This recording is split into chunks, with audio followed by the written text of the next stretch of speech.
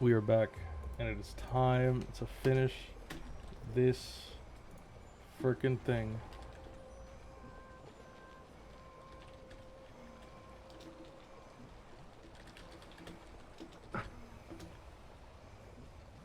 Wow. What can go wrong? Anyways, I guess let's just get to it if I could fucking think that is. Go back whence you came. Go back. Go back? Ahead No. lies the realm of the dead.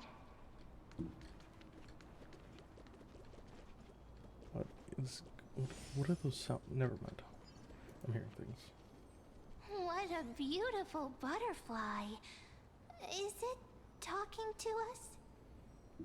This is a eulogistic butterfly. They are found in places where many have met their demise. In Idonia, some think of them as manifestations of Thanatos' benevolence. By turning the lingering obsessions of the deceased into these creatures, it is as if the Titan has made life into a specimen. Others think of them as Thanatos' messengers that guide the departed to the nether realm. The second theory sounds more believable. After all, the things they're saying are rather, direct. Perhaps. But the fact that we're able to hear their whispers proves that we're fast approaching the realm of the dead.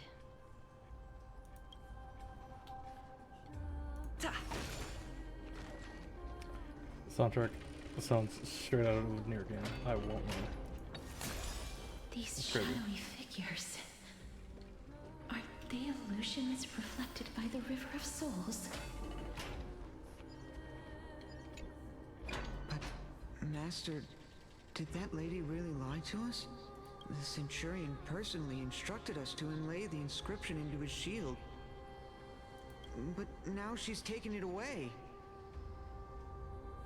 My child, that shield can never be cast. And there's no need for it anymore.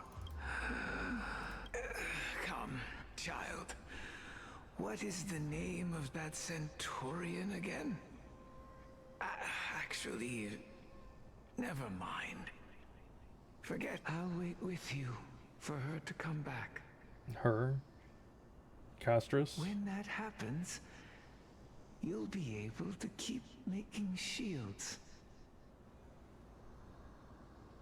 Hold Don't on, I be need to afraid, check pal. something. Let's open our eyes wide. Together. I forgot to check something. Hold on. And hold on.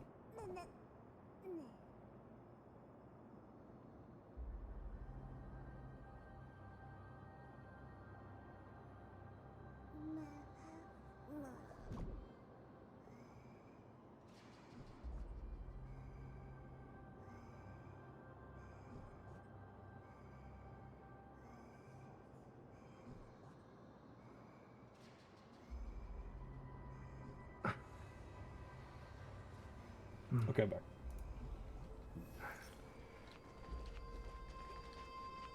Do you want to buy any fish? No, I'm okay. Huh? He can see us? Wait. More living people. You know you're dead? I'm not selling my fish to living people. You lot are too shameless. That's okay, man. I Fish didn't want without any. paying. If I ever see her again, I will. Could it be that you're all dead souls that never achieved rest?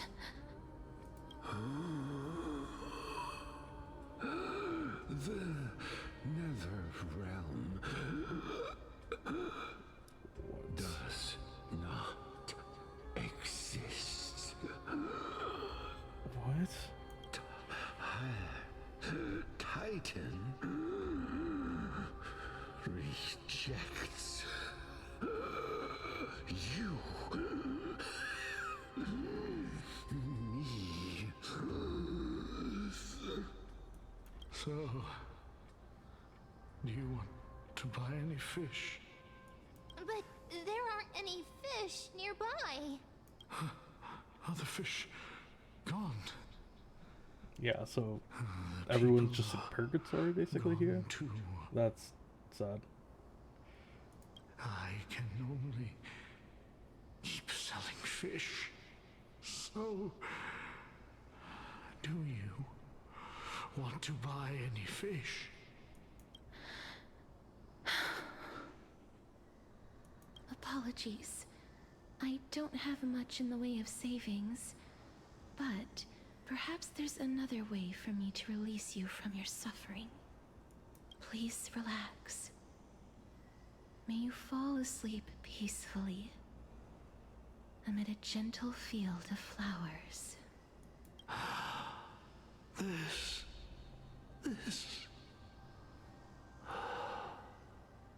I knew it. These people aren't illusions. They're the souls of the deceased. Why is They're it like supposed to reach the end of the west wind by floating down the river of souls.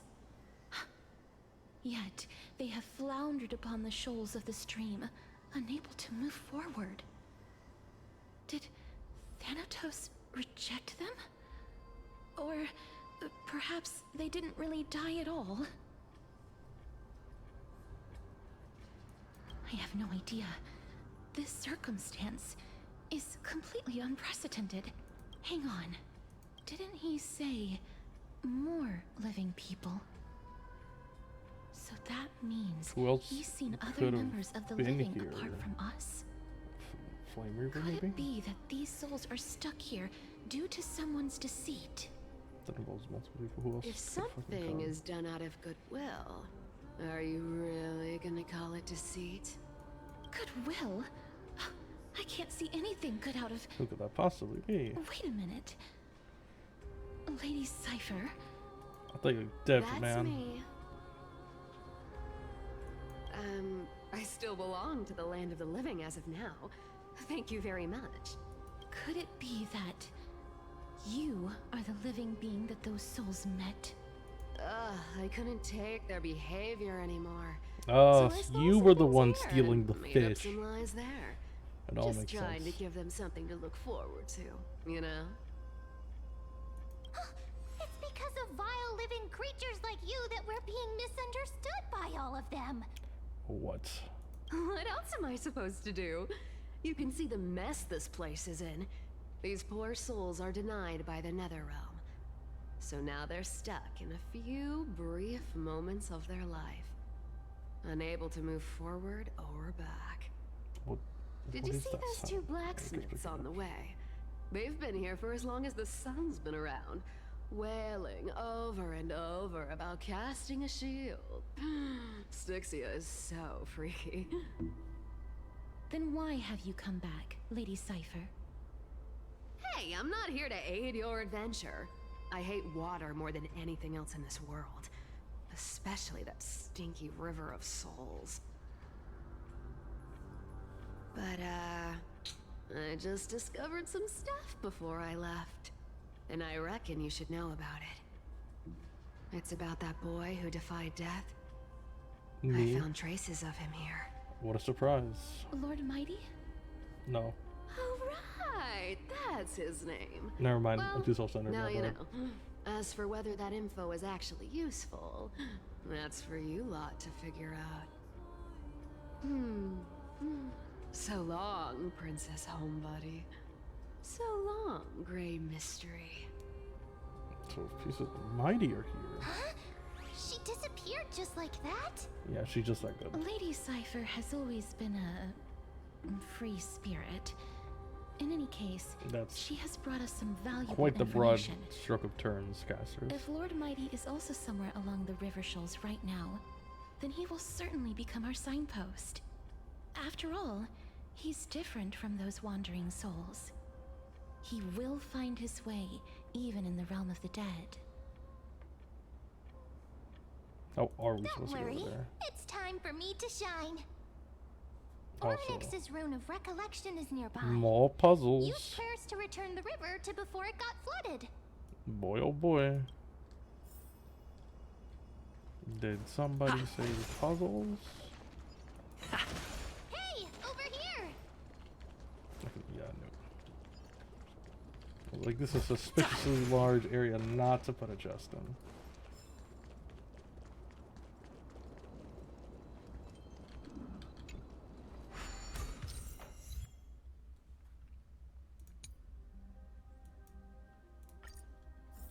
Orynyx's miracle has appeared. Amazing! It's like we're inside a giant bubble. Even the river got parted. Well, this is good. And I just Is have that my all? chest. Ha! Oop. Time is not my friend. Ta! As a matter of fact, here's another puzzle. Is this marked? Of course it's not. I'll give it a crack. Can't be that complicated.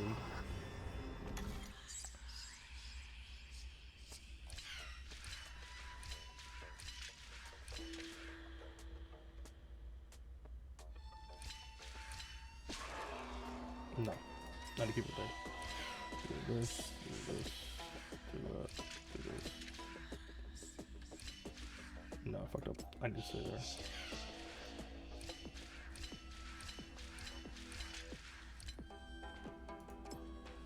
No, they give me an odd number for a reason. Yeah, this is gonna take a bit.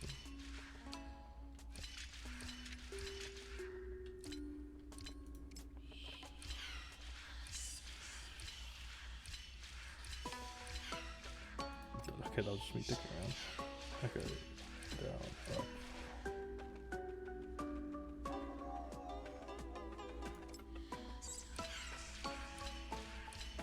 One, two, yep.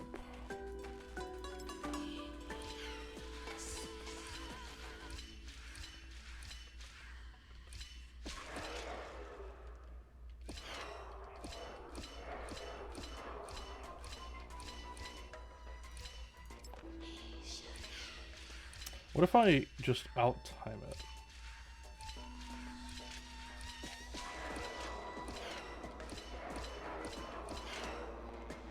That's what I should have done from the start. Thought I'd like do like a perfect run.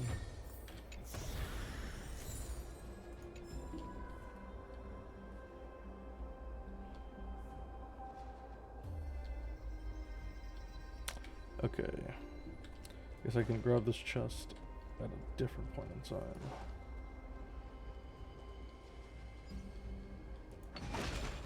Oh, I could go around. So this path actually didn't exist back then?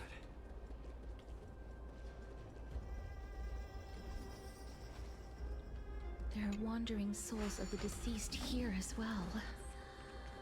We must first return to the present before we can communicate with them.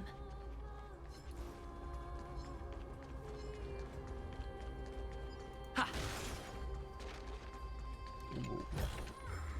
Is that all?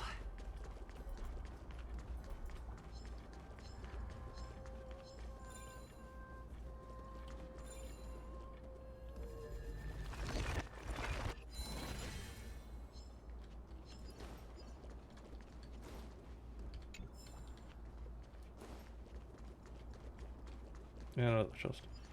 Ta! They're just everywhere. Okay. Time to reverse the plot. Ah, by the looks of it, you must be the foreign warriors that the Queen had mentioned, right? Since the current campaign requires the utmost care, I wasn't able to make time to welcome all of you. Please, forgive me. Foreign warriors? A priestess, a warrior, and a divine beast. You look identical to the blessed saviors that the Queen described. No darn, no healer on this team. What? A campaign? Who are you campaigning against? Nobody knows, as of now. Of the scouts that went ahead, only one has managed to return. He says that the land ahead is a forbidden land that should not be approached, as it is the doorway between the netherworld and the mortal realm. As for the rest of the scouts, they've completely lost their souls and are decaying by the day. While there is still dissension within the city, the scholars agree that this calamity was so unprecedented that it needed to be given a new designation. An unprecedented calamity. Could it be death? It seems that you have indeed heard about this. Well, death is just one of the possibilities. It's too early to come to a definitive conclusion. A world that has never seen death. Looks like these people lived in the Era Chrysia before the Calamity Titans descended upon the land. May I ask, where is the scout who managed to come back? Though he returned to Styxia, he only had enough left in him to last no more than half a day. However, it was his intel that convinced us to rally together. I will be right He back. said that he witnessed the demonic specter of an evil dragon at that treacherous land. The apparition opened its giant maw and devoured everything in sight, and thus brought Styxia that thing called death.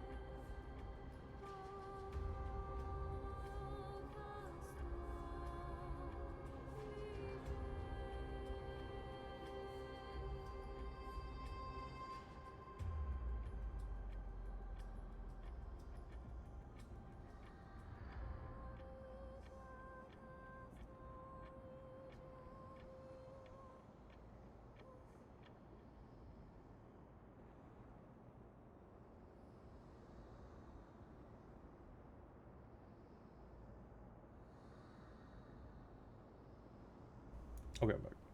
Styxia. An evil dragon that brings death. It all sounds rather familiar. Wait, Holy wasn't shit. this part of that fable? Sir, could I ask how the Queen and Princess are doing? The Queen?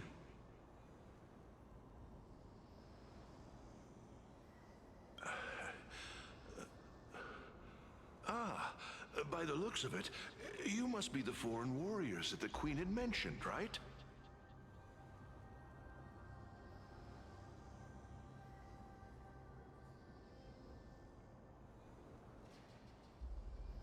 Oh, it's the same lines. Looks like he's still trapped in the moments before his death. Give So, it to me. yeah, makes sense. What? Sir, the war ended long ago. Styxia no longer exists. Styxia is no more? This cannot stand! Newcomers, hurry up and go take your positions! Oh, Looks like it's difficult for this gentleman to accept reality. Sir, I am the Maiden of War, sent here by the Queen herself. If you accept my blessing, then today's battle will be smooth sailing. Maiden of War? I've never heard of this. There's little time to waste. Please don't take too long. Don't worry. I'm typically unwilling to prolong such a moment. Is it over? Have we won?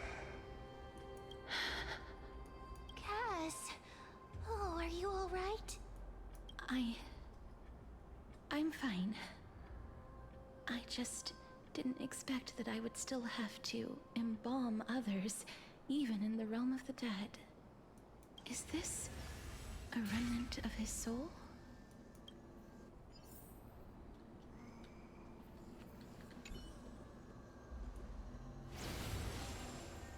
Well then, why should I place my trust in you, holy maiden from afar? Wait, this is... More flashbacks. I don't quite understand what you're trying to say.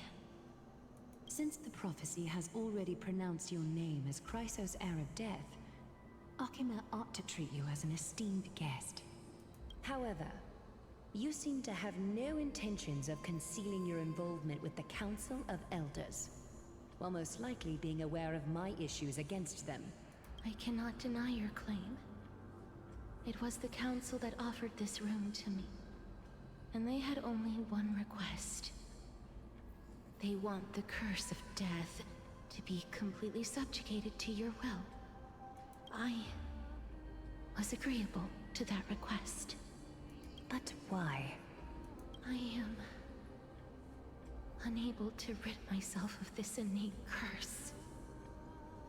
However, from this day onward, I shall use it according to your will. I will never make any superfluous moves on my own. I see. So that is how they plan to control the Flame Chase journey. They have shifted the heavy responsibility of granting death over to me. If I ever become obsessed with executing people, they will then have ample reason to terminate the Chrysos heir's journey.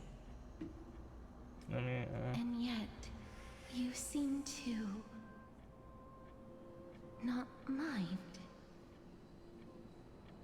This is quite surprising to me.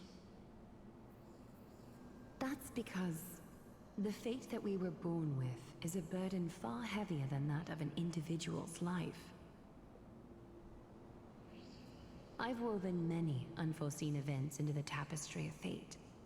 This is but one instance. Tidy up your precious garments and come with me. Akima welcomes you, Castoris. you seem to hear a sigh of contentment, as if coming from I can't. And then the scene. I didn't think and we'd find I can't read vestiges this of fucking memory fast here. aloud. Maybe My they've mouth's got so something colossal, to do with then the Oryx's scene rune? abruptly dissipates. Perhaps, but I do not need a reminder from them. This memory is one that I will never forget.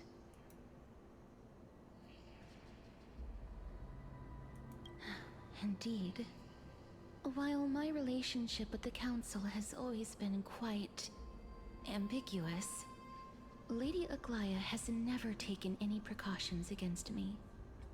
Instead, she's shown me nothing but complete trust. I really want to repay her for that trust. But why would this memory appear right now? Is this really Oryx's power?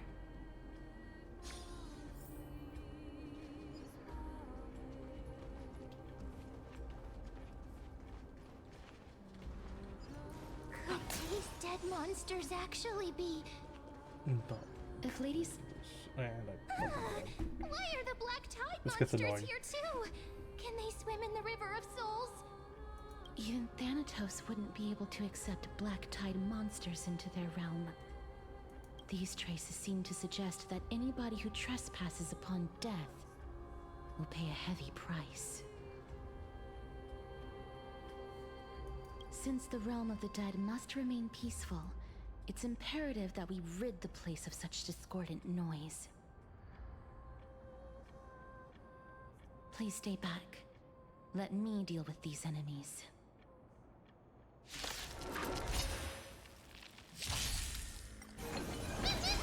Bloom.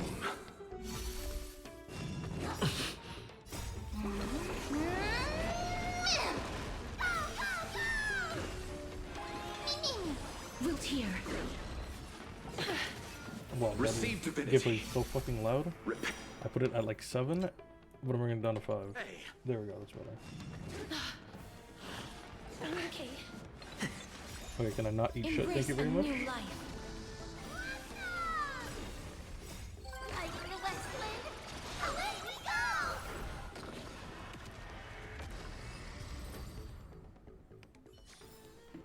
Reach the end of the story in your own way.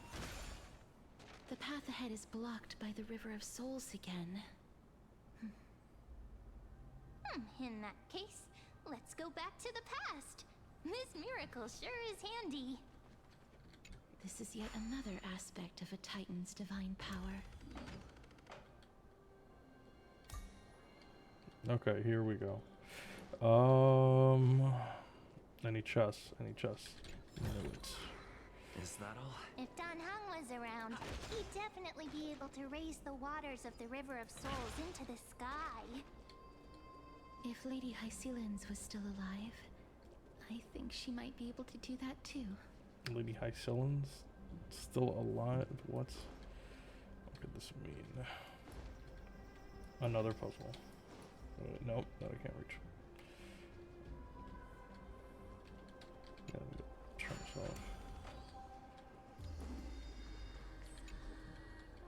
The gate is locked. And I'm gonna put this puzzle really quick, which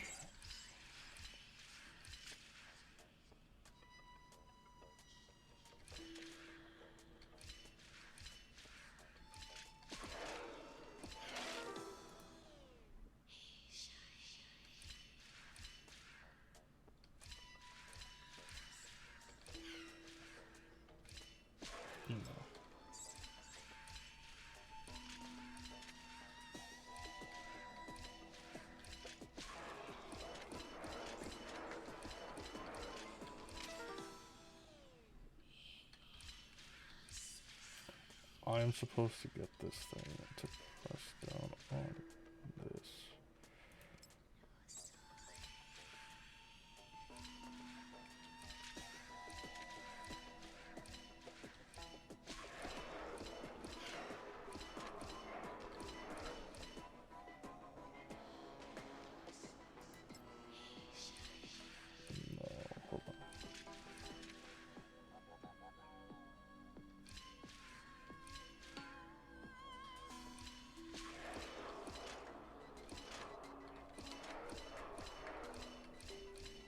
No, hold on. No. I'm supposed to make it fall.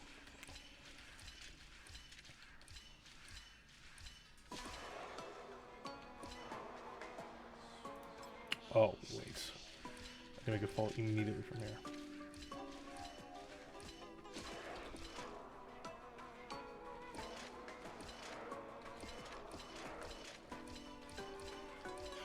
There we go.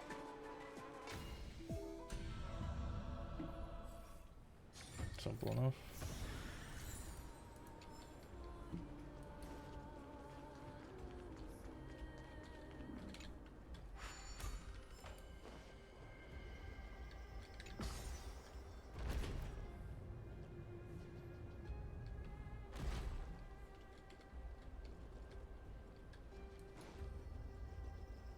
Is there a bridge here? There is. But it's gone. Ha!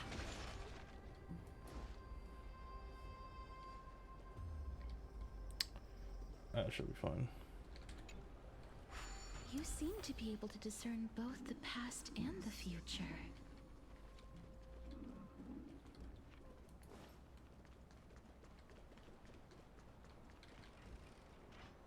Yeah, I'm kind of good like that.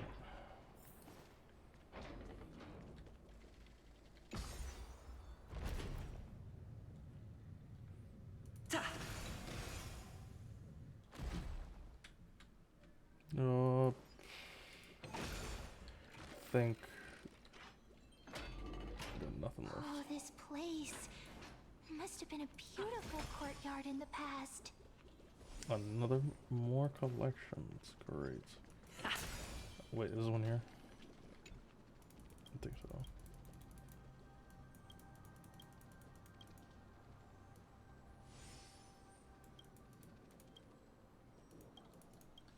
Okay, funny little joke. Please excuse me. I am but a scholar from a distant land who had the misfortune of falling into the River of Souls and turned into a member of the dead. Huh? This one seems to know that she's already dead. Oh, I was merely speculating. But it seems I was right. And you... I recognize you. You're the Holy Maiden of Death from Idonia, right? I'm sorry. I cannot bring you back to life. However, should you desire it, I can end your prolonged limbo. I'm well aware of that. Even if you were able to revive me, I would never choose that option. That's because I didn't fall into the River of Souls by accident.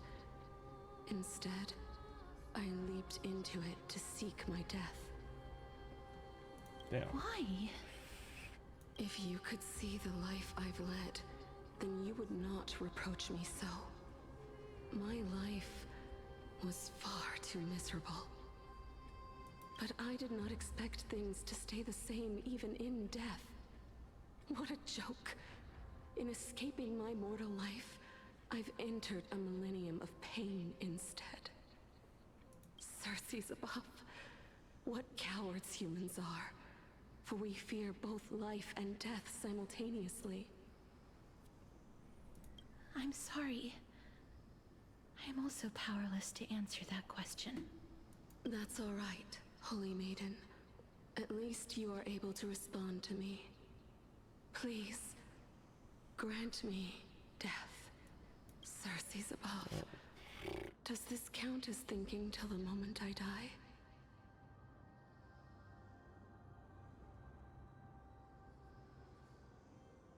I have seen too many farewells. Her distress is quite commonplace. There are those who will end their lives over what seems to be the smallest of worries. For some people, this power that I possess is a blessing rather than a curse. But I never managed to convince myself of that. Cass, are you still trying to create a world without death?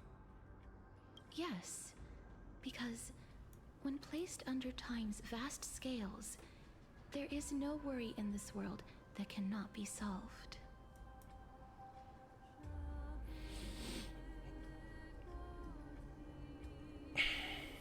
So immortality, essentially. You should chat with Don Hong about this. Chat with fucking Blade about this, as a matter of fact. I'm not sure I can agree with just ending This death. is a wish that I've held for almost a millennium. My mind might have changed once upon a time if people managed to strike up a friendship with me. Well, I'm sorry, I wasn't alive But I've around never then. been more firm in my conviction. Now that I've learned about your near-death state, it is my duty to wipe death from the face of this world.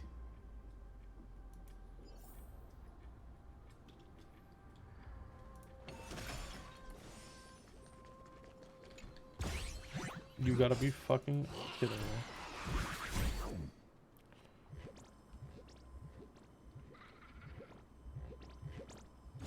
Are we serious right now?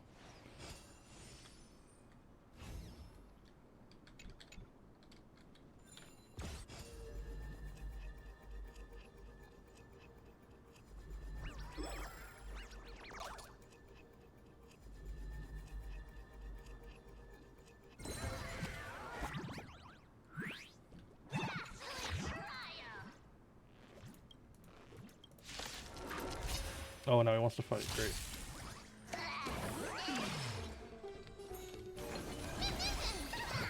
I'll see you off. I'm okay. Eternal sleep. The dead return! Don't do this.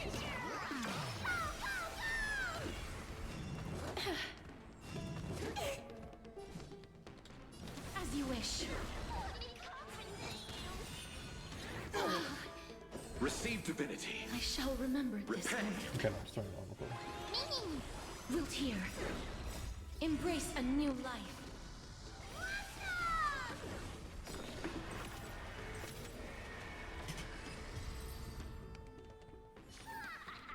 Reach the end of the story in your own way.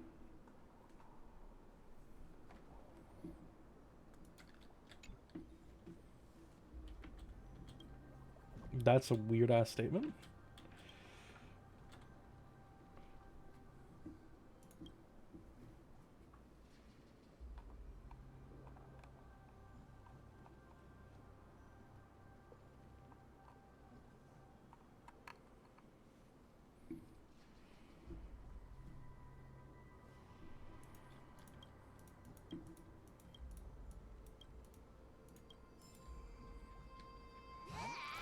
And here's the Looks good.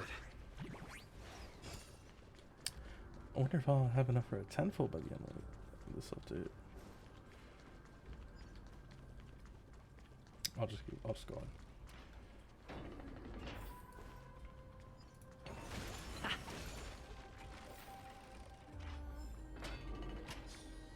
Wow. This place is so spacious. Is this the kingdom's vault? That's fine and all, but we need to lay down some rules. We're not gonna return to the past to steal things. Do we need to enter that doorway to climb even higher? There seems to be a person. Oh, more like a soul guarding it. But And what how are should they we gonna do? get up there? I gotta get down. Just walk around. The path is blocked yet again. Oryx's 8 always appears Motherfucker. in times like this.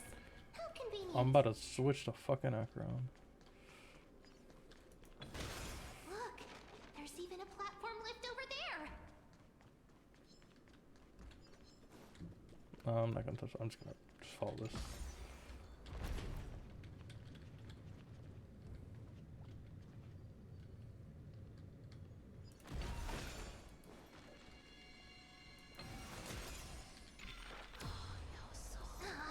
A chest of the past has been left behind, but none of its treasures remain inside.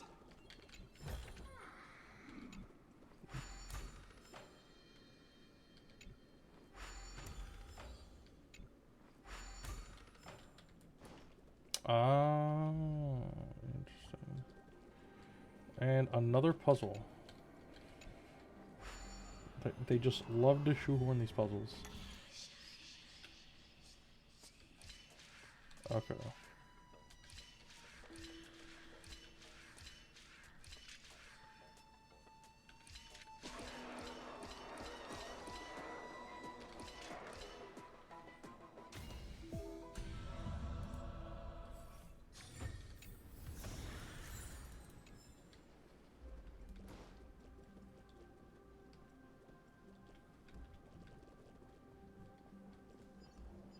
Need to go back up there. But luckily I can go around.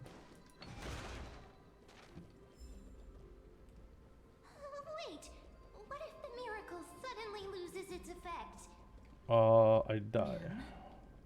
Do you really want me to answer that?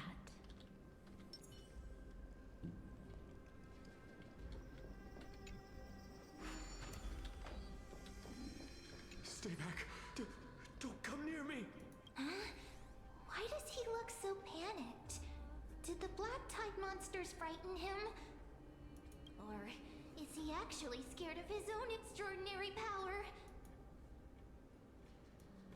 There's no need to be alarmed. We're just passing by the area. See? None of us look threatening.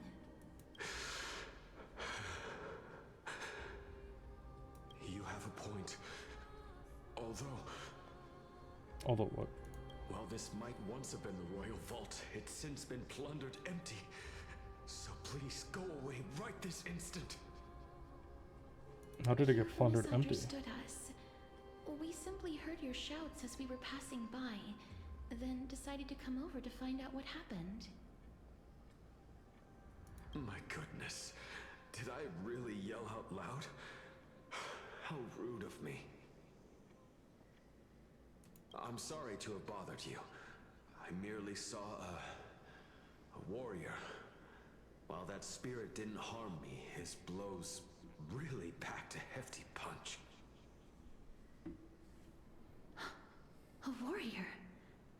Could it be... Mighty? Wait a minute. You seem to be quite different from him. Are you actually alive? How can you walk around here while alive? It's a long story. We're here to seek an audience with Thanatos. Thanatos? Who's that? Is it possible that he's also living in the era before death descended? Another one? Death. Could it be that you are here to defeat the evil dragon Pollux? Looks like it at this point. Is that the embodiment of No. Death? According to the warriors under the Centurion's command, that evil dragon has been dead for quite a while. The curse that condemns people to death didn't originate from it. But they saw a girl within the dragon's embrace, and she is the true Reaper. True Reaper? Pray tell, where is that girl right now? I've heard that the Queen spared no effort in bringing her back to the castle. Her Majesty intends to control all of Amphoreus with this unprecedented power. As for whether this rumor is true, well, no one knows. You have my thanks for the invaluable insight. I wonder who the you've given girl us. is. Please, treat this touch as a token of my gratitude. You... Are you...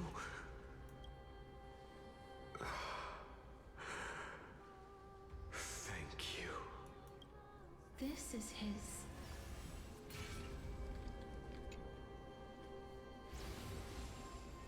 Then you granted him death? That isn't like you. You would have refused even if I commanded you to do so. I...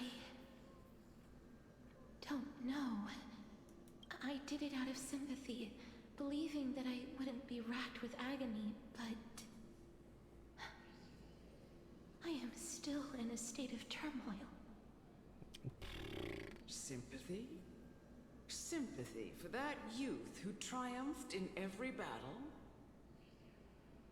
That young man was favored by Talantin, who taught him a move that will defeat any mortal enemy with a single blow and emerge victorious every time.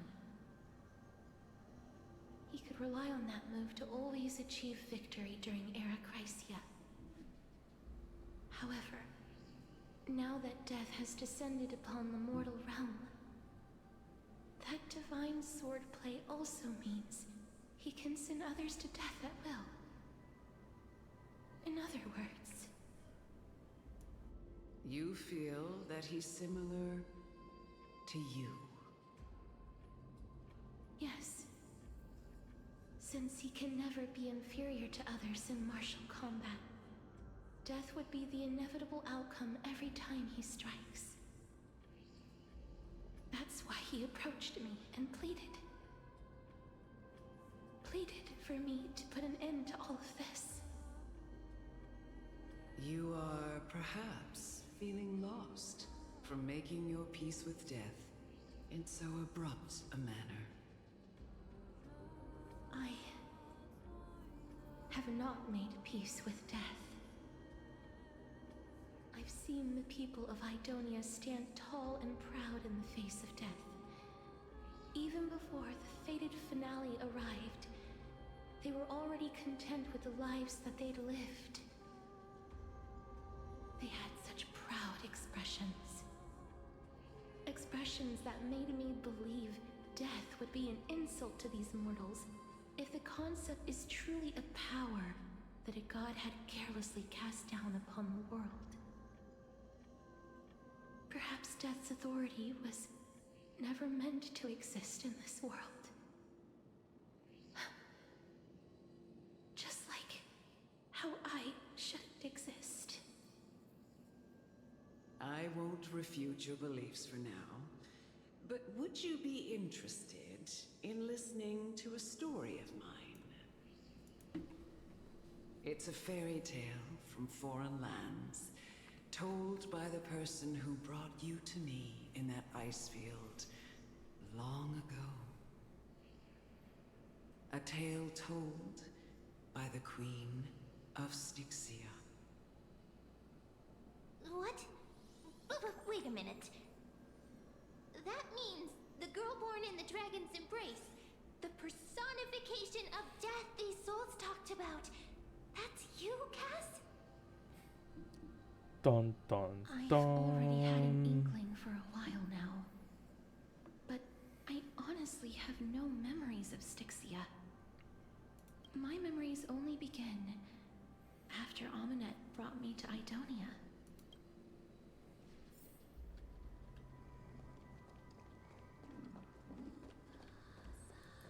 So why is Casters forgetting? Don't look back. Keep moving forward. Always. It's yet another eulogistic butterfly. Are we getting closer to the Netherrealm? You have got to get. Okay, I can do that.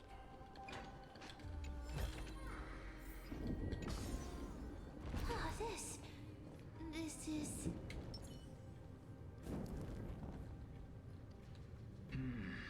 I thought we were gonna go higher. But whatever. Hello, alchemist. Oh, could you be the scions of Styxia? Did you hear about the great work that I'm doing here? And have thus arrived to give me the last material that I need for transmutation? Great work?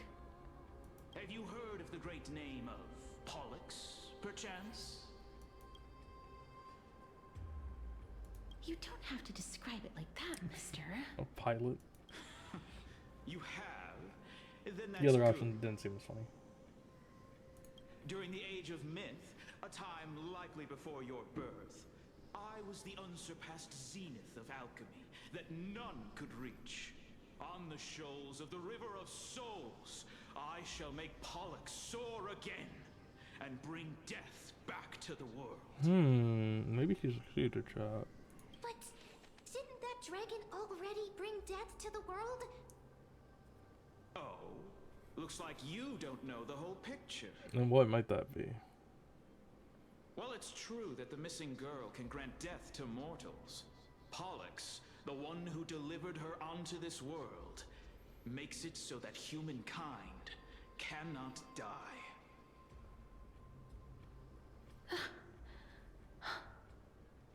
So, it's just as I feared. This is my guess. The deceased are supposed to drift down the River of Souls until they reach the end of the West Winds. But this River of Souls was blocked by Pollux's fall. That's right. That's why it's imperative that I bring the dragon back to the mortal realm and make it soar the skies again. I have long since prepared my alchemical matrix in the tower. Although, I am still missing the most crucial material of all. That final ingredient, the final sacrifice, is none other than the girl who lives out her days with death.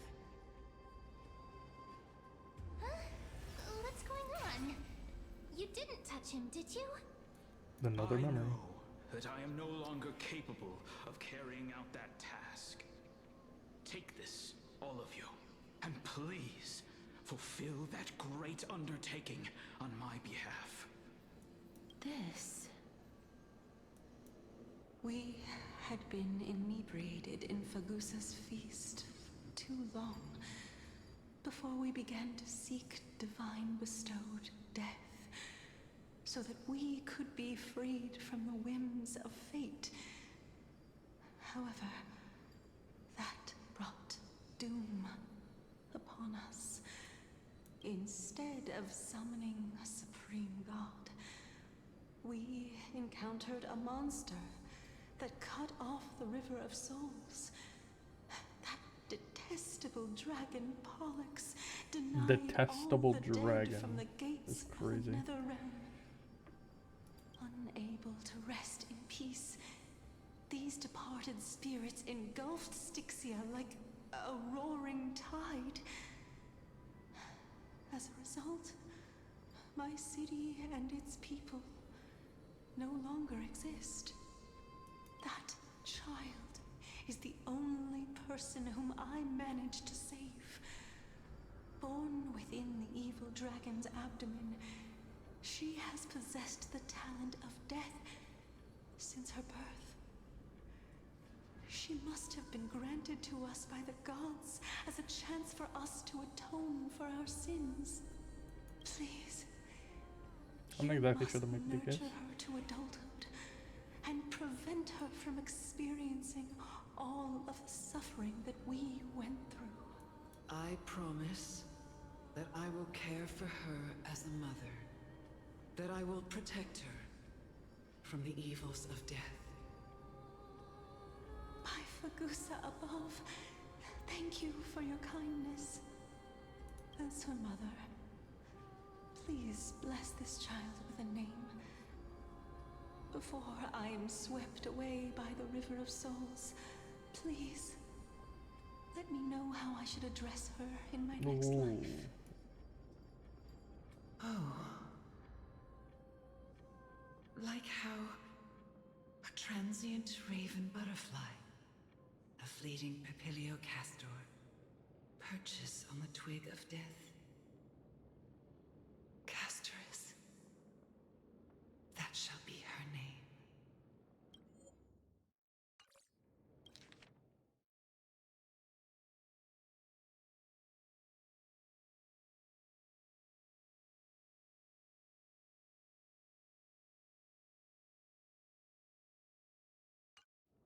That's where my name comes from?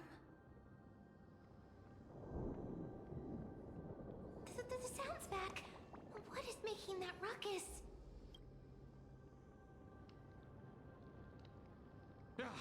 Living ones, don't waste your time bickering. The Netherrealm's wrath is falling upon you. Black Tide Creations. When did they... Mister, please fight them with caution. Be careful not to suffer the same fate as those Black Tide creatures! Everyone, hide behind me! Away we go!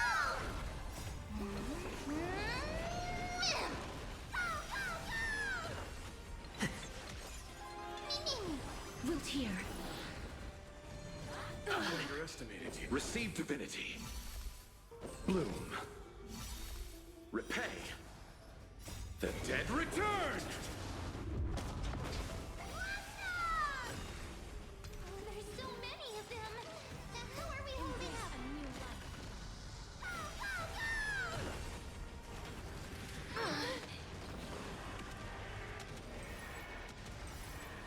May death protect us! For the feast of strife. Upon their triumphant return. What the fuck? Mighty! You? Lord Mighty? Lord Mighty, you've been through some tough battles once again. That black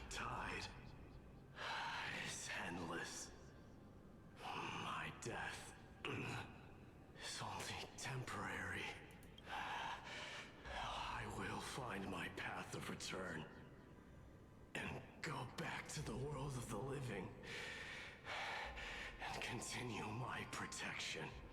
Lord Mighty, I have always wanted to. Why does death reject you? I'm the one resisting it. I must resist the temptation to go with the flow. I'll go against the current and kill my way out of this cursed nether realm. That is my destiny. It seems like he's completely focused on resisting the temptation of the dead's whispers. Well, Mighty, I wish you luck. He's working hard every minute to deny death. It seems his battlefield is not limited to the world of the living. Is it not? Lord Mighty, are you willing to travel with us? We're headed for the Matrix inside that tower to summon Thanatos from their prolonged concealment.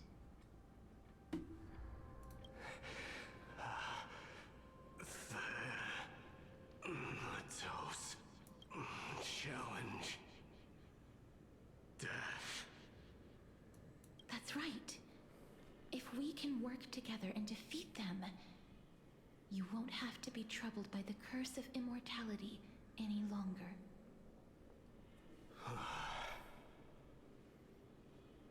Let's go together, Castorus. Let the person who has brushed against death countless times guide your way. Cass, are you sure you want to do this? The alchemist said he wanted you to be a sacrifice. I'm not afraid. There's no reason for us to turn back anymore. What? Rather than standing still, taking action is by far the better option. Perhaps fate might take pity on us today and show some compassion.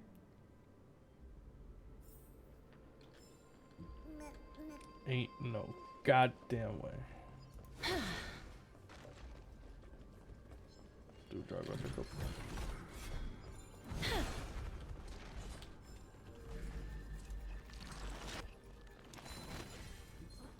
Until she's actually gonna do it.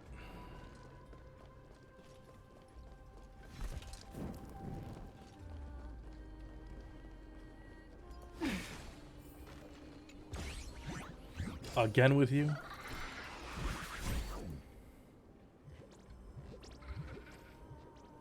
Thought I had to deal with enough of you already.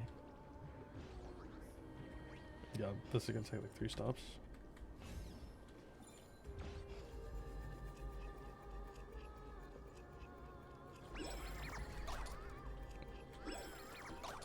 Almost awesome.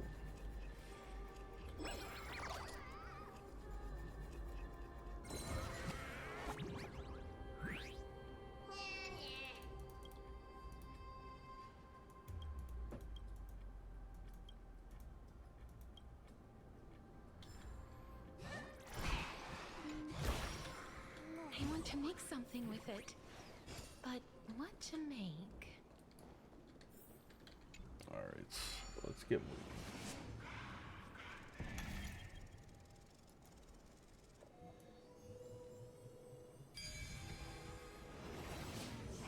Kind of looks like a chalice, which is weird.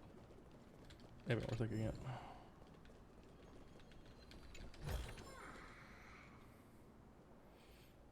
Before you were rusted in broken chains, remnants of a past that once led to the tower.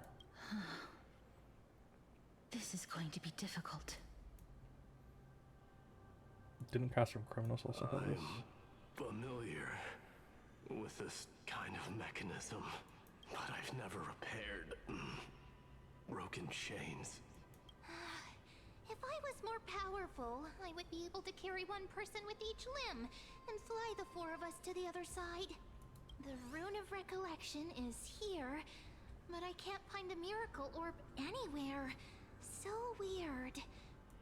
Oh, could it be in that collapsed tower in the distance?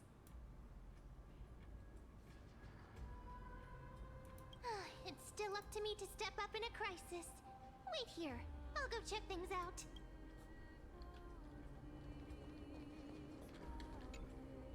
Just shout for me when you need my help. Got it. Just leave it to me.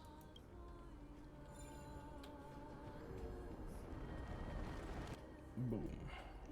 Mem did it. The pink squirrel. The miracle's range is limited. Please come a little closer. Aren't I a good fit for Ornyx's priest? Of course. You're the most competent priest ever.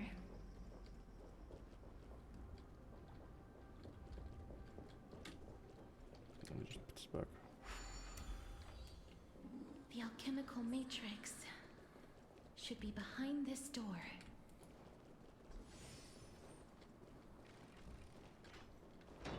Open sesame. Tribby?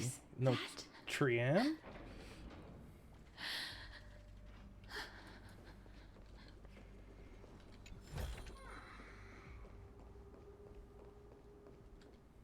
Wow, there are so many of you! It's little Cass and little Grape.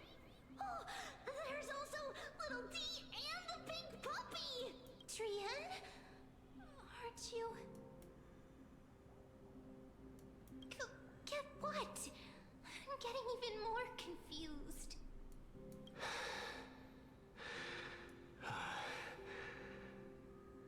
This is the first time I've encountered a deceased friend while going upstream in the River of Souls. It really works like this. Just like the other departed spirits we've encountered along the way, I'm also unable to sense the aura of the living on Lady Trian. Yup, you're right. Trian already knows that she'll not be able to return to everyone's side. But Trian believed that little Cass would eventually return to the Netherrealm. So, Trian has been standing here, at this spot closest to the world of the living, and waiting for little Cass. Oh. It must have been very tough for you. But according to what Trian said, we're almost at the entrance of the Netherrealm. Trian promised Trevi and Trinan that when little Cass got here, Trian would get the gift ready and be the first person to run over and welcome you. So, little Cass, don't cry. Please, accept this. We finally finished it. Aww. This is what Lady Treeby once mentioned. The gift for me that you didn't manage to finish. The Holy Maiden of Janus. Even when separated by life and death, their thoughts are still connected. Everyone's here. Trian spent a lot of time drawing this. Oh, Trian there's hopes me. that little There's Cass Don. likes it. Seriously. It's seriously a wonderful drawing. Lady Trian.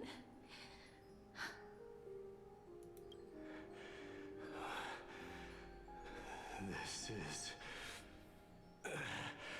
our flame chase journey. Little Cass, we don't know what your journey was like before. Trevi has always said that it must have been a very harsh and frightening journey. But little Cass no longer has anything to fear now, because everyone is here with you in this flame chase journey!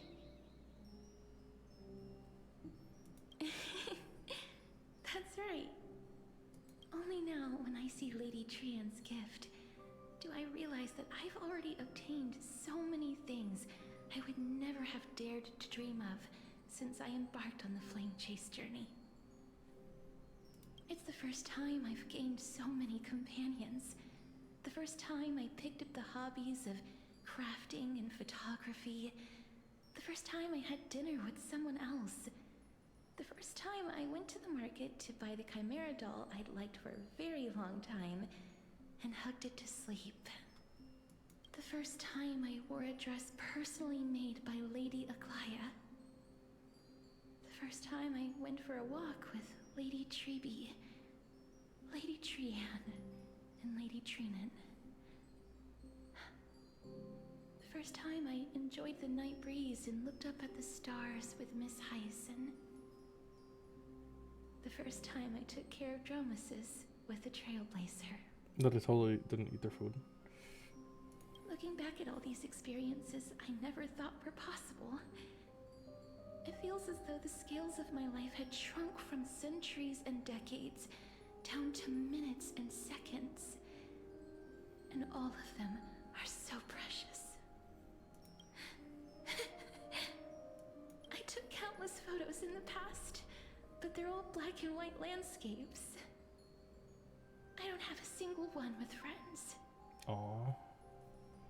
If I had known, I would have taken more pictures.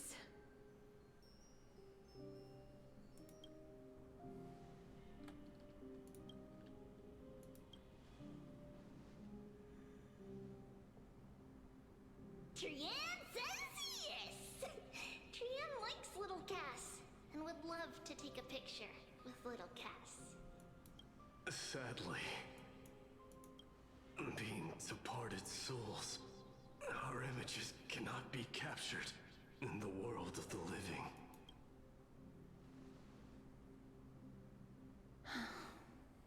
I thought so too. What? Are we seriously going to leave any room for regret?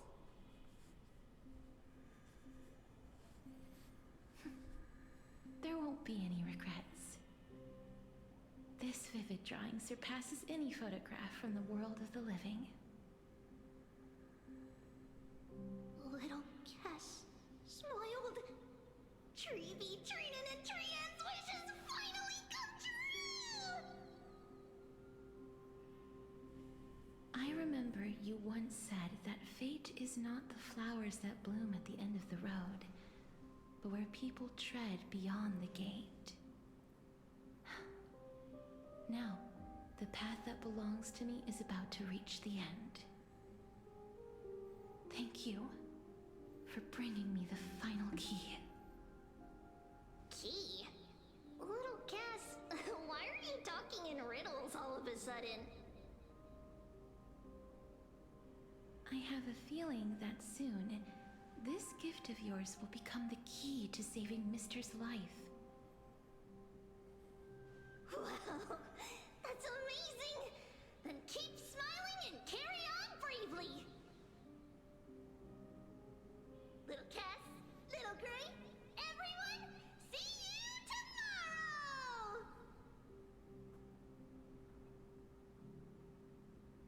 tomorrow! See you tomorrow, Trian. Lady Trian. The aura of this place. We have indeed reached the end of the stream of souls. If I go any further, I might lose myself. I must leave now, for the black tide still wreaks havoc in the realm of the living.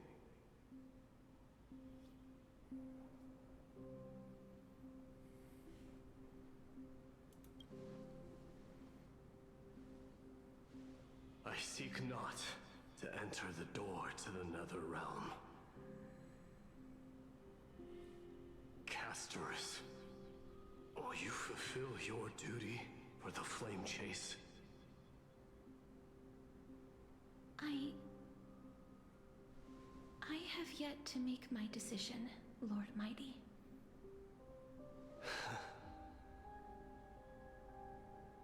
No matter. Make the choice your heart desires. Even if it takes 1,000 years of waiting. will continue to fight till I die, then rise from death till the miracle descends.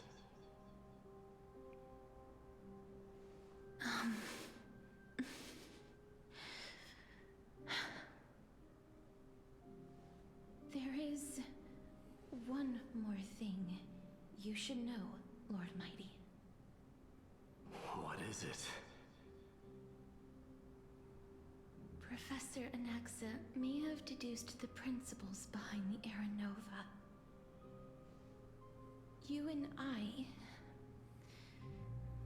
may be reincarnated Do you fucking mind? as strife and death in the next cycle, becoming calamities wreaking havoc upon the world. Cypher, why are you here? I see.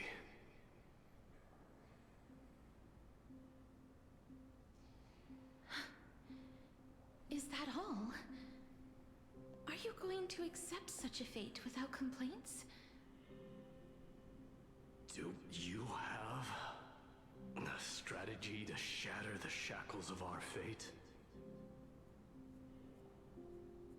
I haven't found it yet. Perhaps I never will. Then, cease wasting your thoughts on futile matters. Control what little you can. And when fate's inescapable grasp comes, resist it with the strength of your mighty will. God Mighty, so fucking cool, man. Thank you, Lord Mighty. I will find the right decision.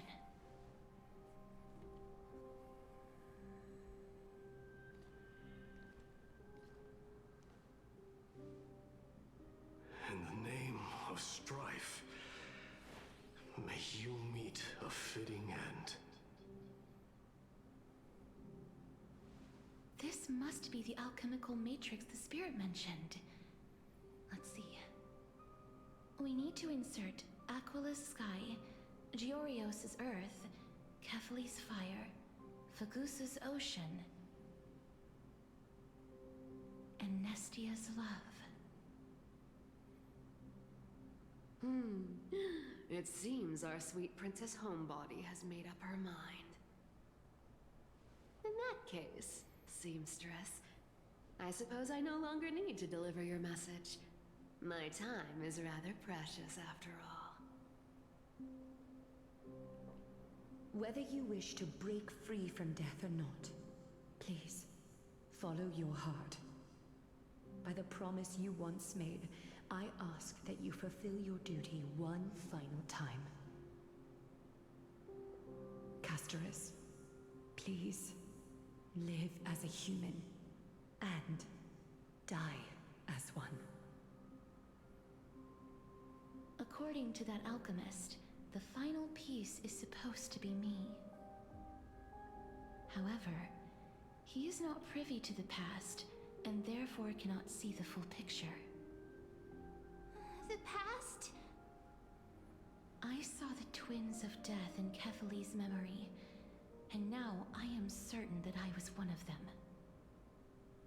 The trial of the Hand of Shadow demanded taking the life of your family. I died during that trial, falling before the gate to the new world. And my sister, whom I never met, became the Titan Thanatos of this cycle. She was consumed with regret over my death, so she used the Titan's authority to reforge my soul.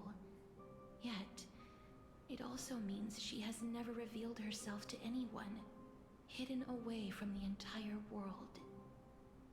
That's because the Titan she became already fell at the start of everything. They died for me, and now lie in slumber in the River of Souls. You mean Pollux?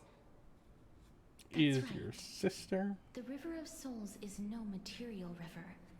It cannot be blocked by ordinary means. Only a divine corpse can prevent the dead from reaching the next world.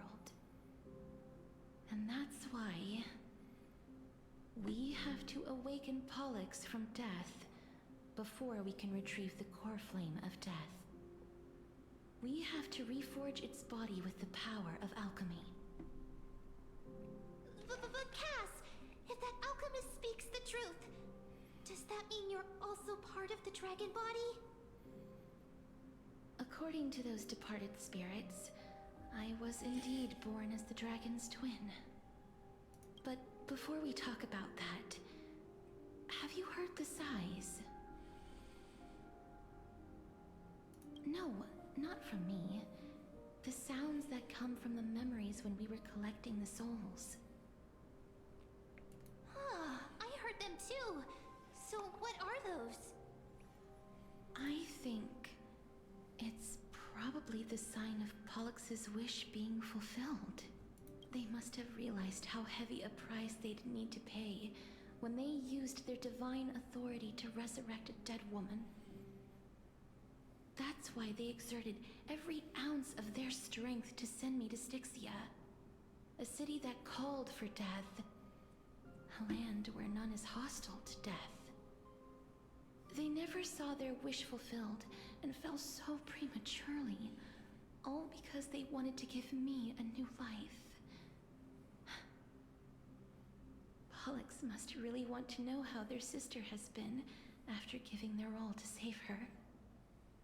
That wish is the reason Pollux's soul still lingers in the mortal realm even after their fall, quietly watching and documenting every detail of their sister's life. So instead of picking up objects on the way here, we were instead showing things to a strand of yearning that lingers here. Now, we must weave these yearnings together and restore them into Pollux's complete soul. but all of this is just a hypothesis, right? What if we go through with the ritual and it turns out totally different? That's fine. As Professor Anaxa often reminds us, such is the nature of alchemy. The true outcome can only be known once the process is complete. This is why alchemy is also known as the miracle of creation. Now, the puzzle of Pollux's yearnings is nearly complete, with only one final piece remaining. I shall reveal what they have been yearning to know in the alchemical matrix. I will show them my whole life since I left Styxia. Lady Trianne has already drawn a picture of my entire life, and it is now in my hands.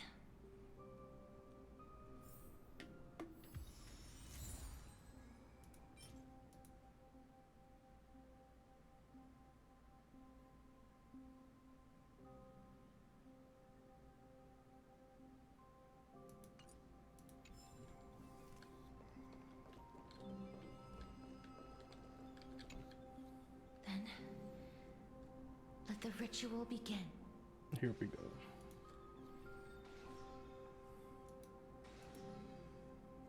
And now, the objective is complete. That is all. Such is what Professor Anaxa always says after preparing for an alchemical ritual. And now, Pollux, I shall lift you from the river of souls and reforge your soul. Perhaps you will be disturbed by this, and your body may become horrifying to behold. But if even the slightest trace of your soul remains, the soul that once ferried me to this side of the shore, then please, look at me. I wish to thank you in person. I have obtained everything you sacrificed your divinity for. Lady Almanette. Did she recognize you? Oh, she must be the first soul we can communicate with here, right? I'm afraid she is just another spirit trapped here, like the rest of them. The only difference is that I was there when she died. Please, go on. I'm listening. Are you you about to tell the story of Styxia? Yes. You're just as smart as I imagined, but... never mind. Now's not the time. There's no need to worry, Elder. Take a look around you. You're already at the resting place of the dead. The world of the dead? But how? I understand that you chose to remain silent about the story to protect Casterus, the girl who coexists with death. But you no longer need to hide that story. I can assure you that you have protected that girl's life well. Well, in that case, let me begin.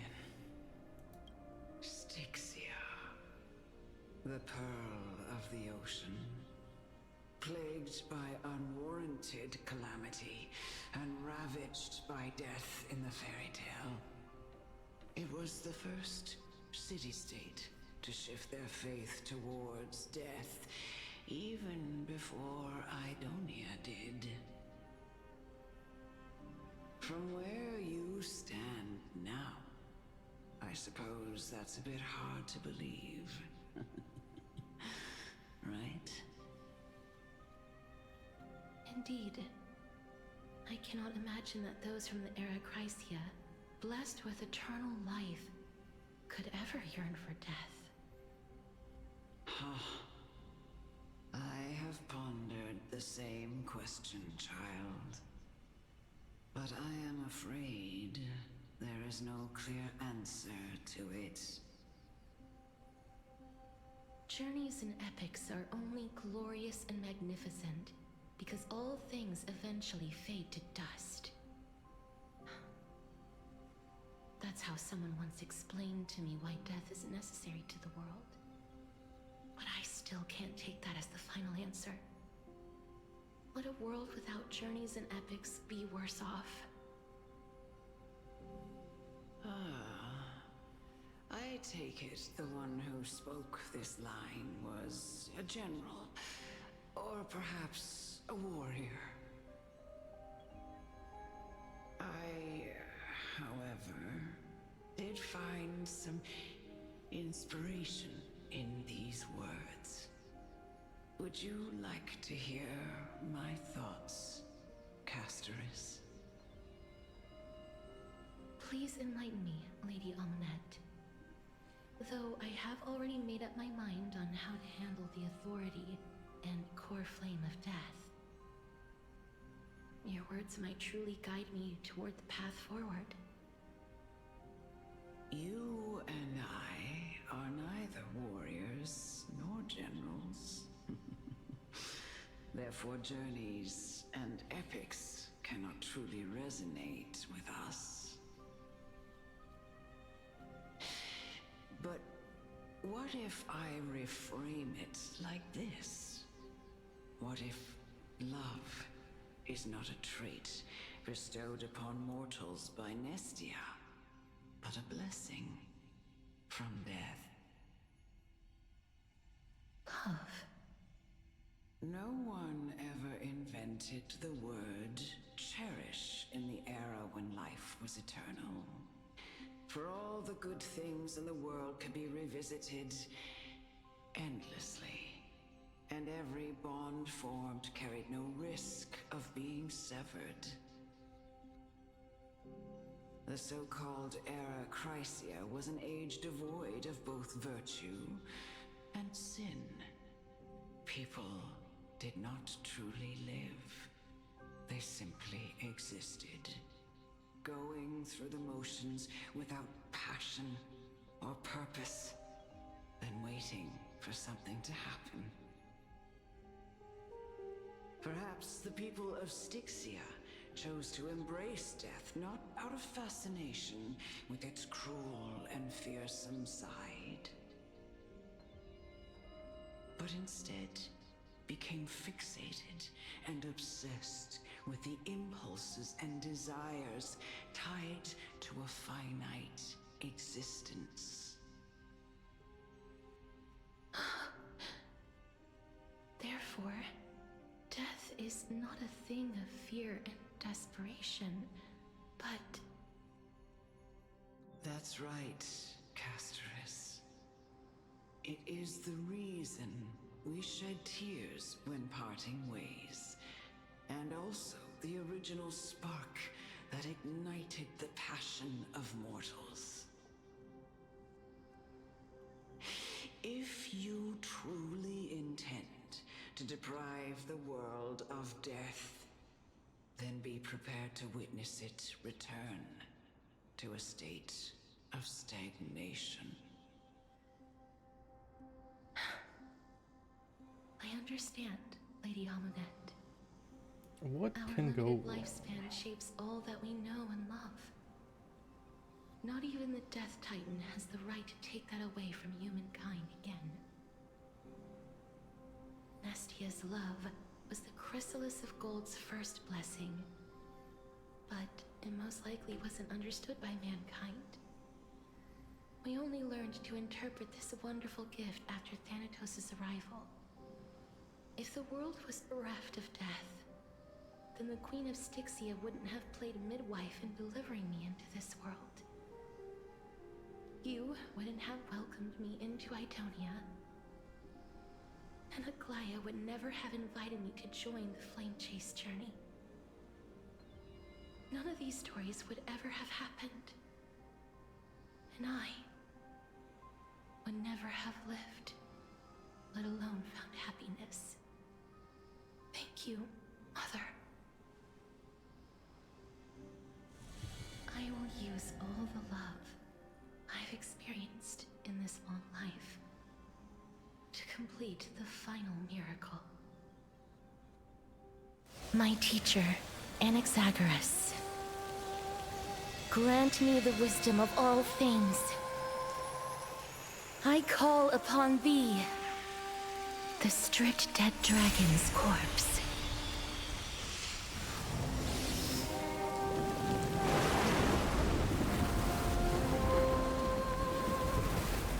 Rises from the earth, falls from the sky.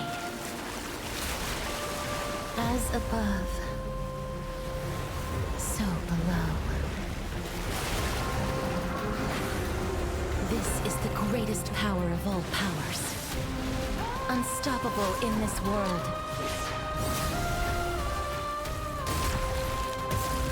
The great work that commands all death.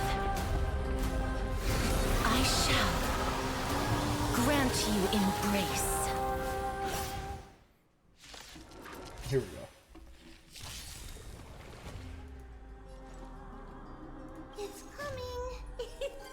And I love when default settings keep it at 1 fucking speed. There we fucking go. Christ.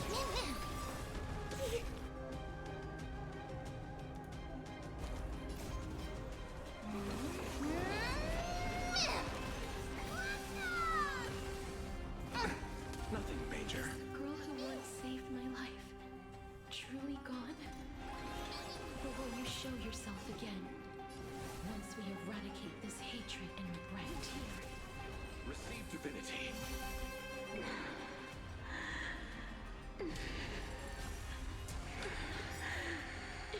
I Ouch. know you're anxious. Shh. Don't be afraid. Embrace a new life.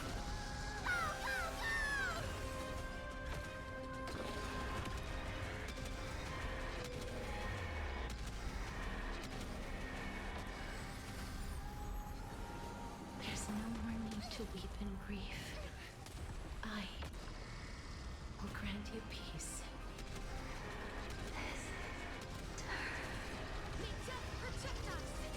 Yes, it's me. I'm back.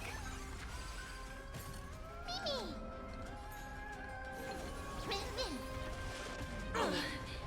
Ow. Be careful. They may be moving by instinct, but there is fury welling up within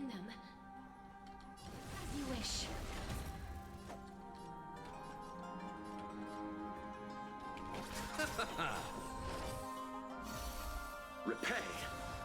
Eternal sleep. The dead return! It's come, Light of the West Wind. Away we go!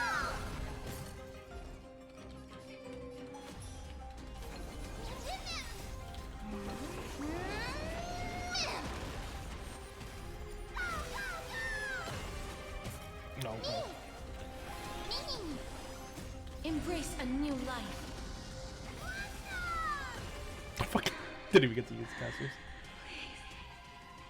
Don't turn back to the Nether Realm.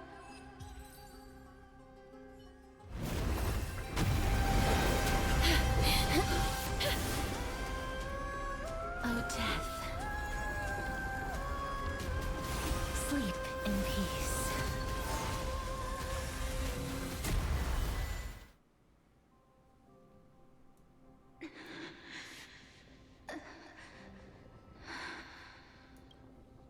I'm sorry I have to wake you up from ancient death. And I know you're anxious. Shh. Don't be afraid.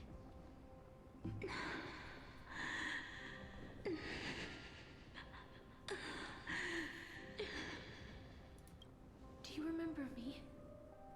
I'm the girl you once carried across the Sea of Souls. I'm sorry I wasn't able to remember you, but with the help of many people, I was finally able to pick up these broken fragments of my past. I'm back, Pollux.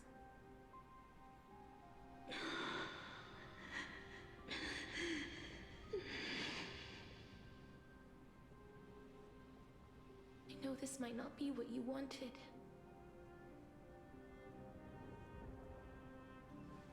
But I have to do this.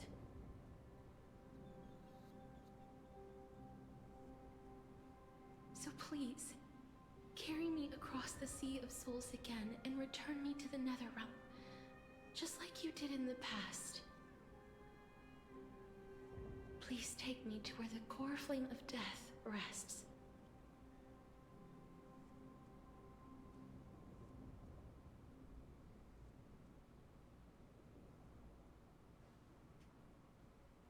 Did she just not? I'll be going now. Great, let's go.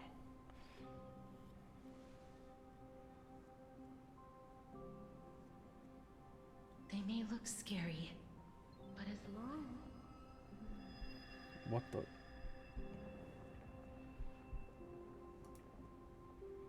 What's happening?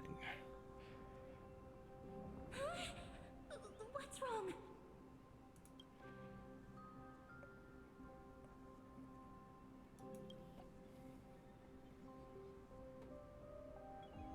Are you... What's wrong with him? His time is almost up. If I don't go now, I'm afraid his soul will return to Thanatos' embrace before me. What? Oh no! Is there anything we can do? Don't worry. I promised I would ask Thanatos for the Trailblazers' right to roam the Earth again. Mem, stay here and keep a close watch until I return, alright? Oh no. Alright. I'm the best at taking care of others. Go on, Cass. Make sure not to leave yourself with any regrets.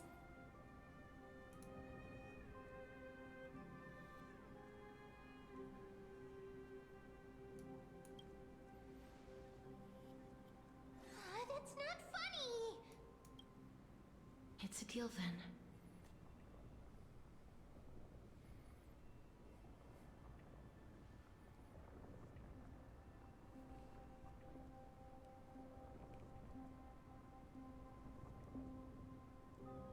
Please.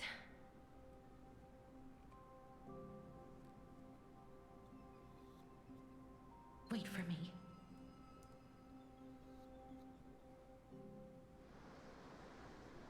Oh, you sit in your little dinghy, eager to hear my song and follow closely behind. Please turn back. I should not think to see your password so you lose your relation. After all that, you still ended up back here.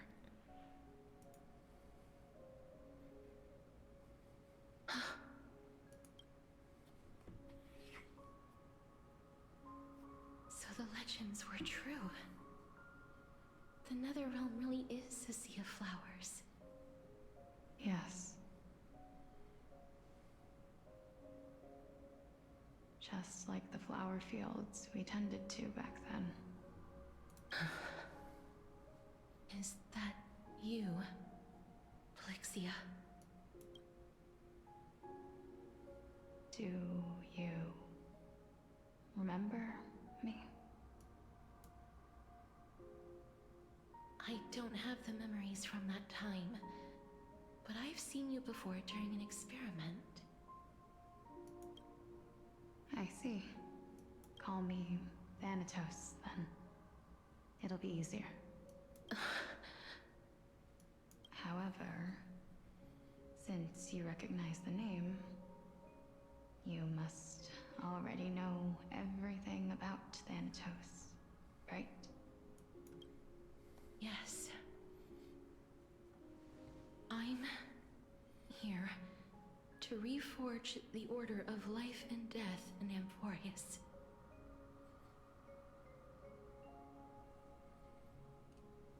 You know, my sister was a sympathetic, but rather sensitive person. Whenever she didn't want to say what was on her mind, she would avoid eye contact and look off into the distance. Just like what you are doing now. Can you tell me about the last Era Nova? What did you do, Polixia?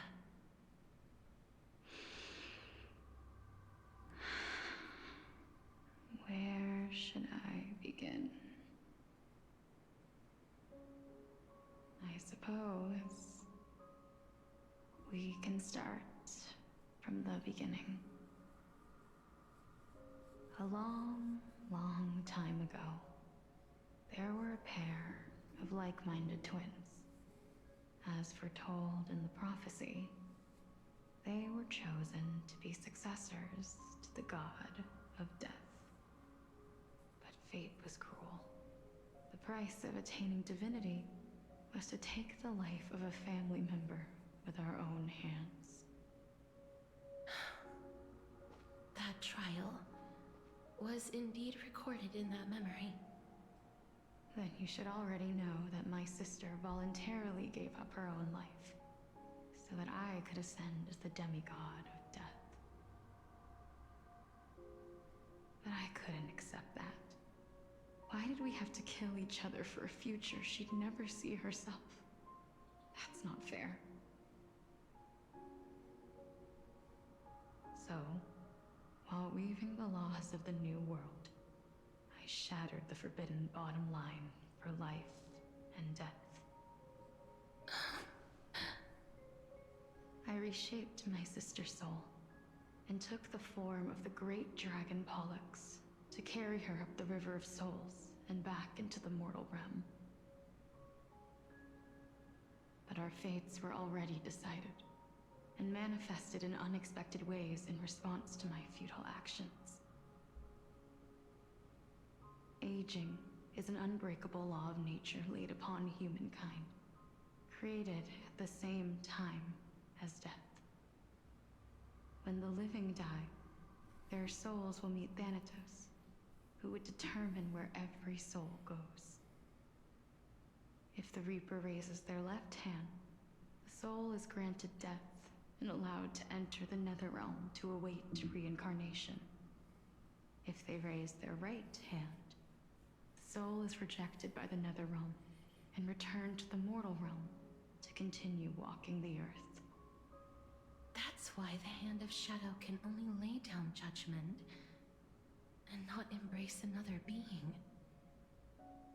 Yes.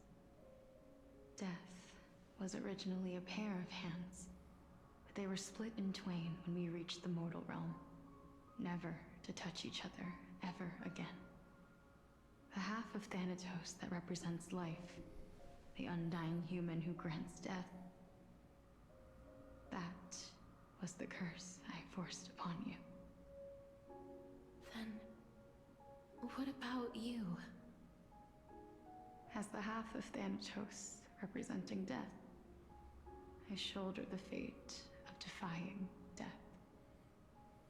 I died the moment I entered the world of the living. From then on, my Titan also no longer existed in this world. The cycle of life and death stopped. Souls were denied their audience with death, and were left stranded within an ever-rising river of the dead. What irony. My selfish desire to save your life gave you and the world a fate far worse than death instead. Then, what was left of my reason was left behind in the Netherrealm, where I've been taking care of these flowers day after day, until there is now a sea of them, all while mulling over the subject of life, death, parting, and enduring an endless loneliness.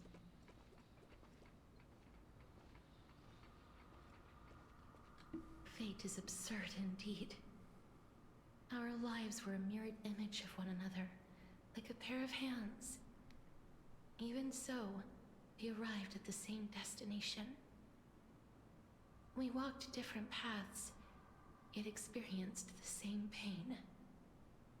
I had hoped that maybe you would at least have a good life in this cycle. I'm sorry. I lived my life well.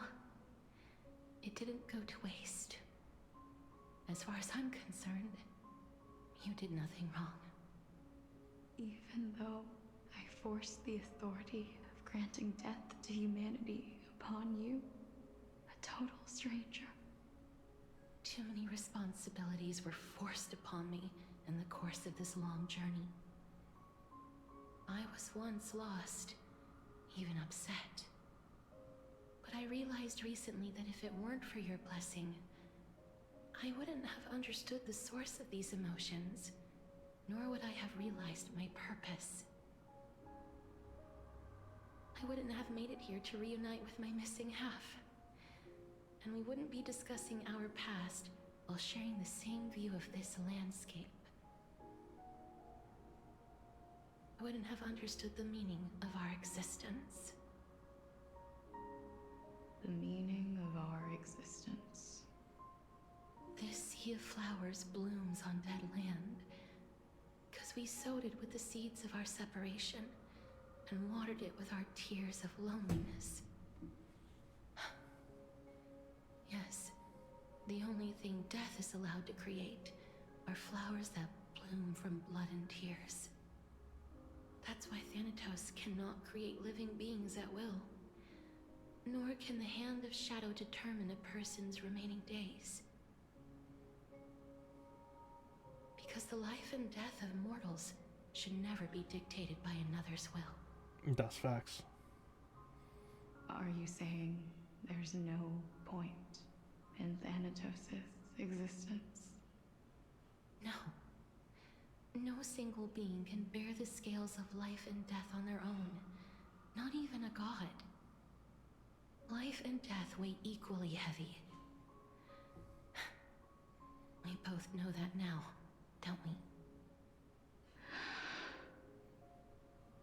You, too, must have had a difficult life. We've taken quite the ridiculous journey together, haven't we? I had a feeling, even back then, that we would meet again one day. Not to embrace one another after a long separation, but to come in search of retribution. To Tell me the answer that's already been written. And let us draw this seemingly endless fate to a close. It's been far too long. I've waited here for centuries, watching day after day as desperate spirits are denied by this lonely wasteland. I always hoped I would see you among them. But I was also afraid of seeing you. I didn't know how I could possibly face you again. But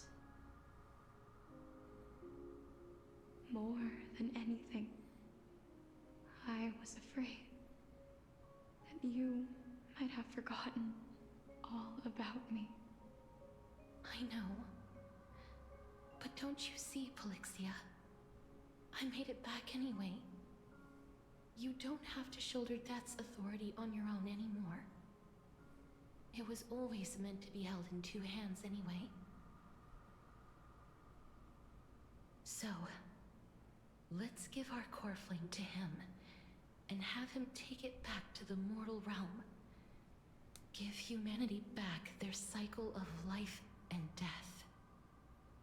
Our responsibility as Thanatos was never about picking out favorite souls. We were only meant to watch over life. Let's tend the field together and create a warm sea of flowers for all the souls to come.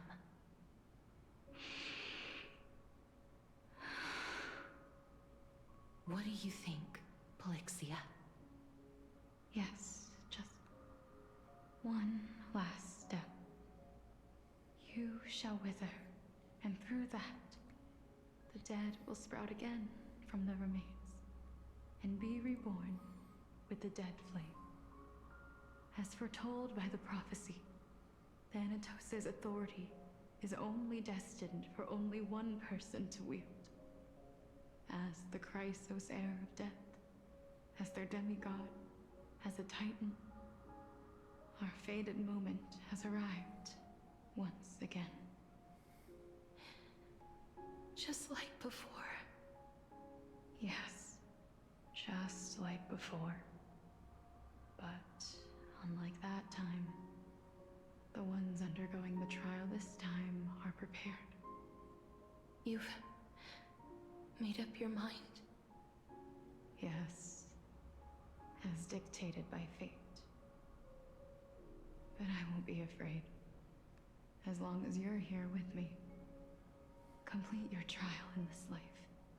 Grant me the embrace of death.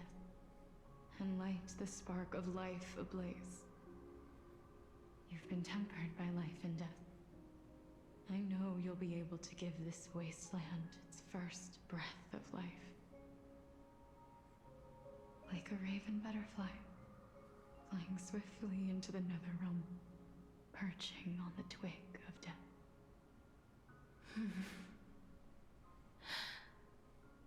I will. After this, I will remain permanently in the netherrealm. The river of souls shall return here and rain down from the sky, scattering souls across the earth. The cycle of life and death will flow once again.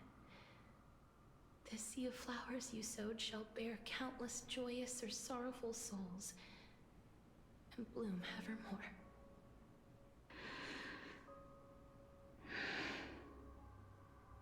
Thank you. Just one last thing. Can you grant me one wish? Of course. What is it? Please, don't forget me. I promise you, when we meet in the next world, even if I have endured another reincarnation,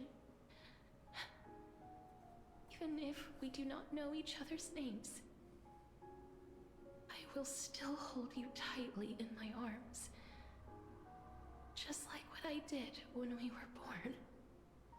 Castorus,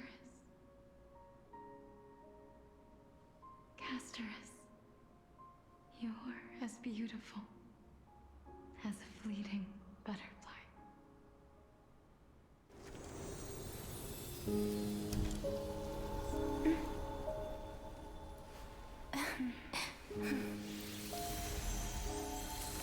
I will bring rest to death. Man. And from now on, stagnant life will once again flow.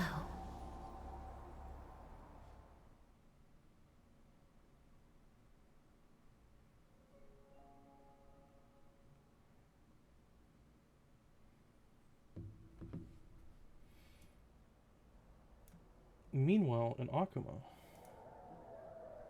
Time flies. In the blink of an eye, the 15th entry hour is already at hand. When this farce is over, your soul will be placed on the scales of life and death. Are you ready? No need to ask so many times. Of course I am. Then why do you drag your feet? Is your fear of crowds holding you back again? I simply find them too noisy. Paying attention to conceited fools like them would be an utter waste of my time. Such harsh words. As I see it, you are no less arrogant than they are. I couldn't agree more. Oh. I did not expect to hear that from you. Are you not going to refute me? I know myself better than you think I do. At the very least, better than a stowaway like you. And they say men whose ends are nigh have but kind words. Well, that is exactly why I chose you. Should I thank you for the compliment? The hour of the trial has come. Do you have an answer for me? And how will you prove the veracity of your argument? I suppose there is no point in putting this off any longer. Do you recall where we stopped the last time? You were saying that Amphoreus' history is cyclical. Indeed. The demigods that bear the core flames eventually become the new titans at the world's end. True. Remember what happened on the Holy Mountain? Calypso, Naias. As their destined ends approached, one by one, they left this world, leaving only the twins, who are fated to succeed death. Unfortunately, while their journey is consistent with ours, you and Calypso, as well as Nikador and Naias, act as supporting evidence. I can only come up with a rough sketch for my theory of a cyclical history. For all the pains I took to reach this point, I had already lost hope of ever obtaining definitive proof. After all, the past is in the past. Proving that we are the legacies of heroes of the past is a hopeless endeavor. That is, until I met a girl named Polixia and her sister. If Castorus was truly sent from the past to the present for the Titan's self-serving reasons, then having lived through 2 cycles, and with Styxia as the pivot, she will no doubt be the link to connect all of this together. If the Twins of Death can bridge 2 cycles to reunite at the shores of the Sea of Souls, then my hypothesis will no longer be just a hypothesis. And you too will get the answer to your question. Well, that is all well and good, but how can you be so sure? If there is even the slightest error in your hypothesis, the girl will be shattered. It matters not. The most important quality a scholar must possess is foolhardiness. If you are overly cautious, then you'll never have the gumption to make the first step, and change will never come. Besides, I, Anaxagoras, am destined to overturn this farcical world. Come, let us go and teach those pathetic worms one final lesson.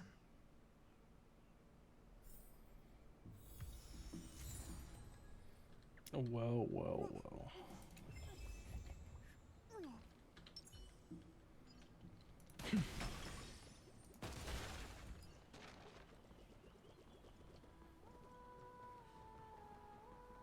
Fine. So they are leaving the final debate to him. There he is. Let those Chrysos heirs who started this terrible war hear you. Let them hear the voices of the people!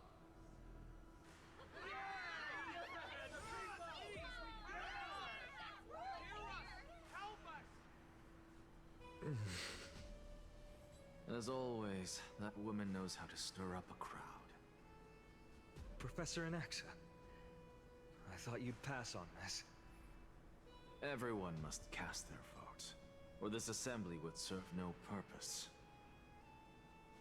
Prof, do you truly think it's wise to entrust the fate of the world to an assembly like this? Akama has stood strong under this system for 1,000 years. It stands to reason that there is purpose in its existence.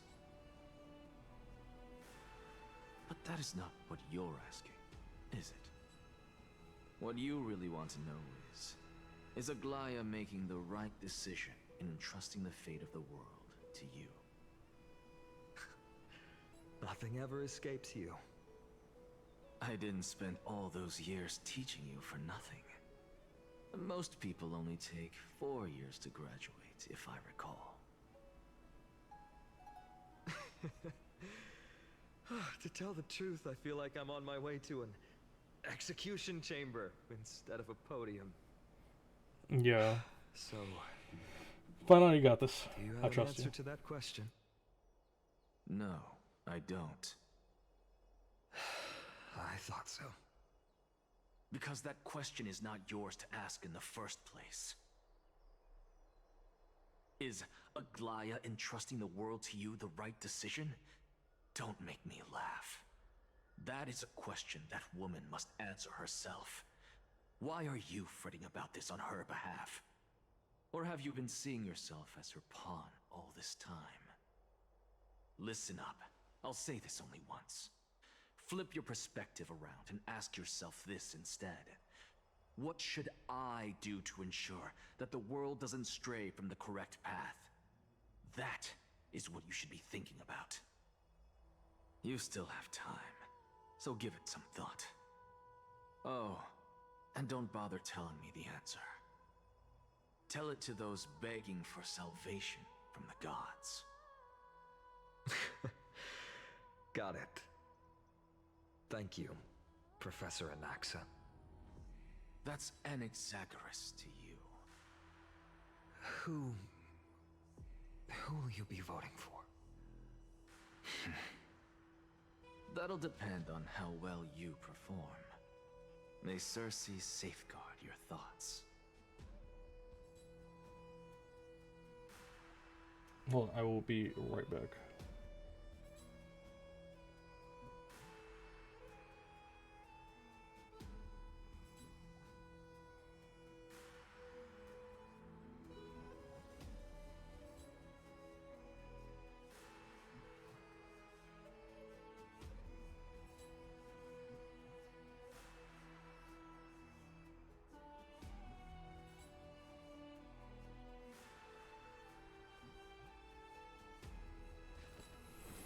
All things are connected by origin, and are made of the same essence.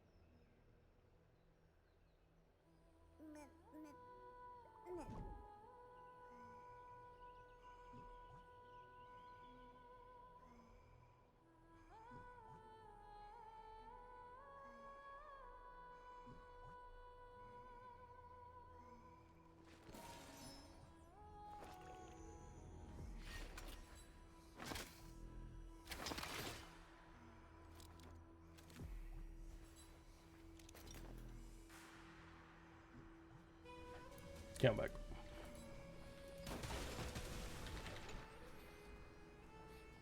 Lord Anaxa, you're finally here. The last speaker for the assembly will be taking the stage soon. A resolution will be passed after that. Lady Kindness has reserved a special seat for you. Shall I show you to it? Alright, this way please.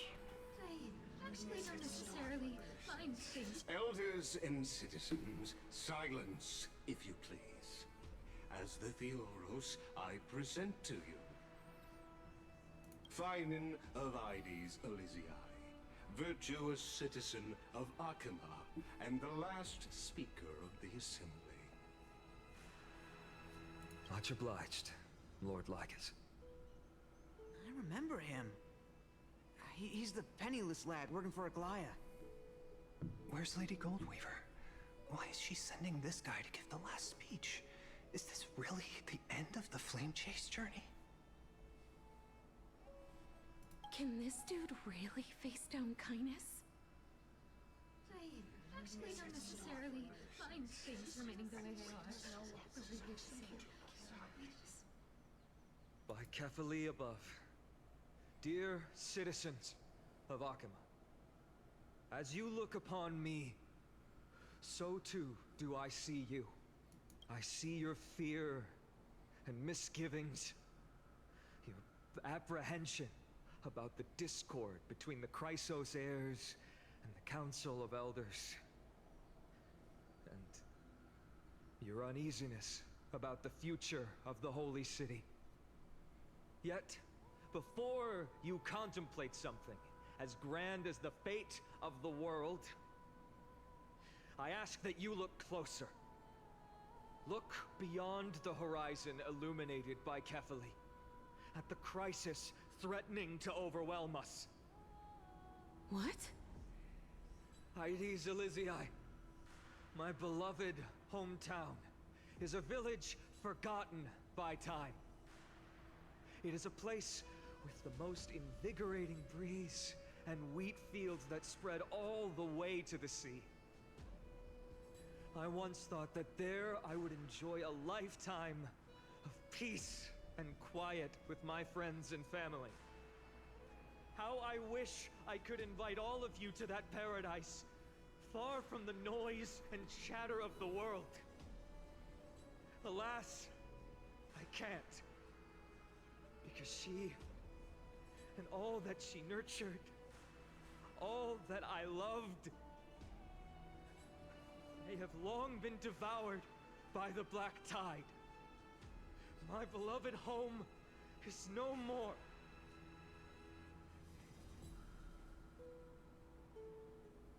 I will never forget the day the black tide struck. My father, Hieronymus, fought with a broken sword to his last breath to protect his child. My mother, Aldada, she was ripped apart by monsters. Also, I might live to stand before you here and now. Galba, he was a hunter.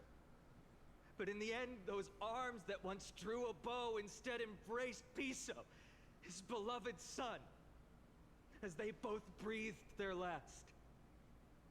Pythias, the teacher, risked her life to save her students, but a burning beam fell on her, crushing her. And what of Livia, her daughter?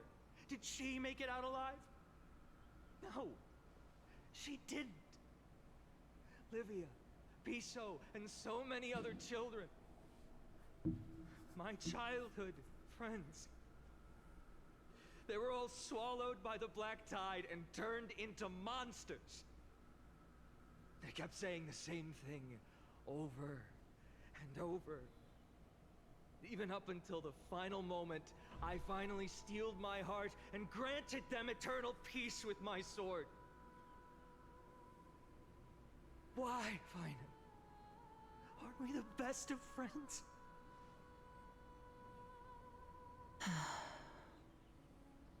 That is the Black Tide. A looming threat that can bring Akuma to its knees any time. Kindness may have promised that with the 3 Titans of Calamity Con, Akuma will return to an era Chrysia once more, but much as it pains me, I must disappoint you. While the demigod of strife has done everything in his power to hold them back, they are still coming. By now, the name of that black-robed swordmaster, the Flame Reaper, has likely echoed throughout the city already. The roaring thunder is a message from the strife demigod. The Flame Reaper has risen from death, and they hunger for the core flames of the gods.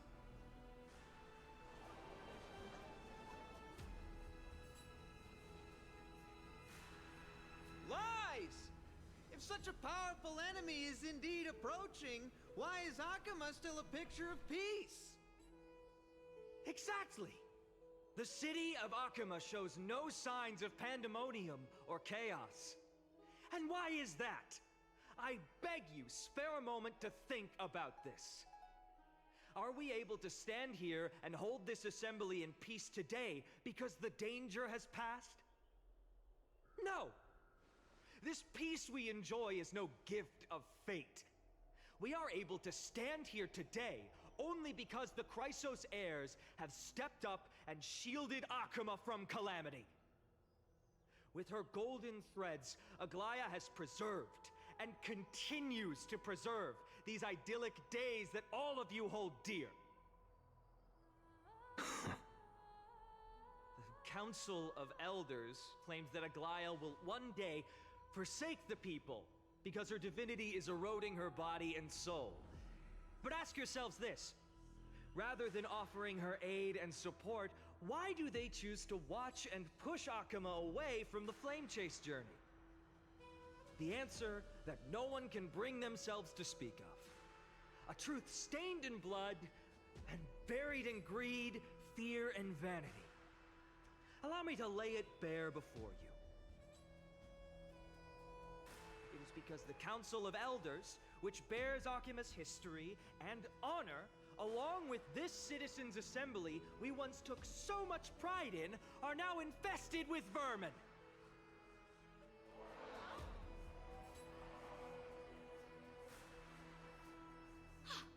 You insolent whelp! How dare you! Oh, he really pissed him off now. It is true that Aglaya has reached her limit. Why? Because she has been working tirelessly to weave the defenses of our holy city against the encroaching evil. All while these vermin are making up baseless accusations about her and scheming in the shadows. Not once has she ever failed Akuma. Yet these vermin attempt to tear her apart, tarnishing her name with unfounded allegations. She may have been blessed by divinity, but hasn't her heart always stayed true to humanity? They attempt to mislead you and reduce this assembly to a crude standoff between gods and humans, but citizens of Akuma. Once more, I implore you to open your eyes and look at those around you. Examine them closely. Beneath all that finery, do you see the good heart of a human or the poisonous glands of a pest? Make your judgment, then turn your gaze to the demigods, whom so many of you regard as cold and merciless. Do you not see the light of humanity in them? And those who wear the mask of humanity, yet utter only hurtful, slanderous words. Can you not see that their souls have been corrupted by power? That's you.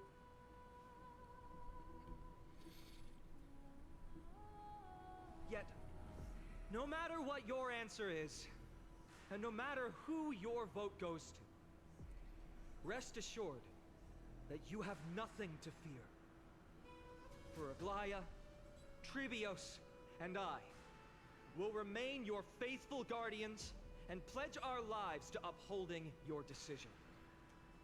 And this vow will stay true until the end of our days, where it will be passed on to future flame chasers. A steadfast and unwavering promise that shall endure through the ages. Such conviction.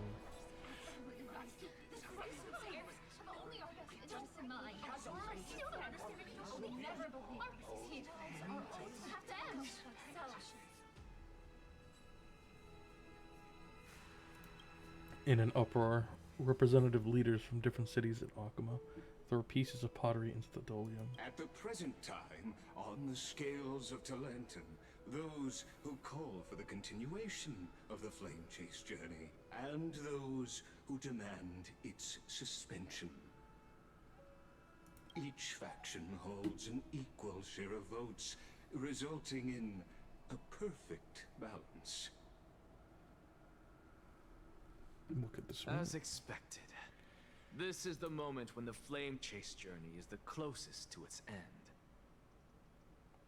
And now, it's your turn to vote, Lord Anaxagoras. Is there anyone else who hasn't voted? No, you're the last.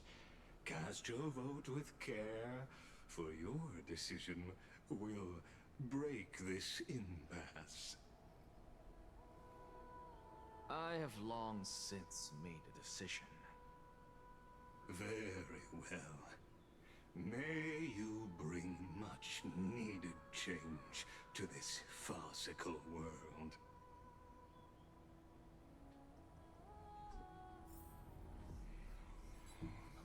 It's time to vote.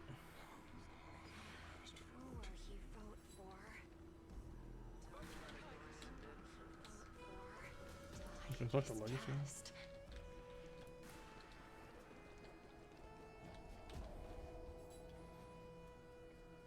Alright, Anaxa.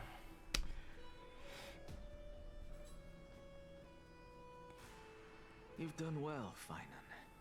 Given the circumstances, delivering a rousing speech to stir up emotions was a prudent move.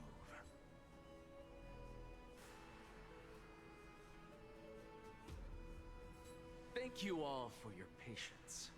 On behalf of the 7 sages of the Grove of Epiphany and the scholars of Amphoreus, I, Anaxagoras, am ready to cast my vote.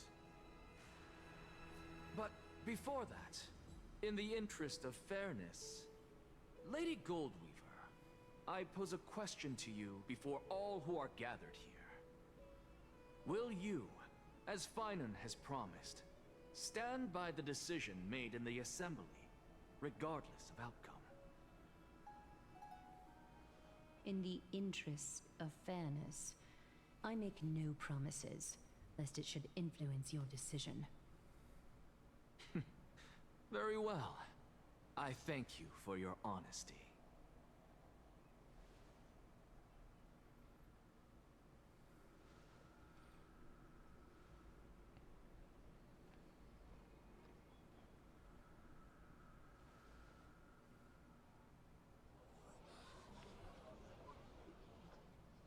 What's he doing? He's just standing there. The stakes are high. Menacingly. Cut the act! Who do you think you are wasting our time like this? Lord Anaxa, please do not forget that I... Rule number 1. Do not call me Anaxa. Rule number 2. Never interrupt me. Silence is golden.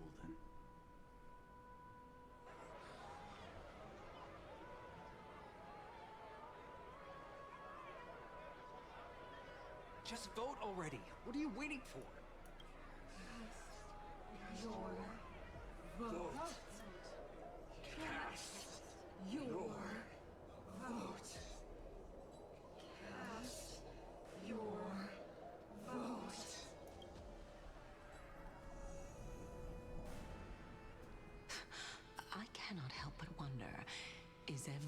hardship in the world something you will exploit and use to your advantage?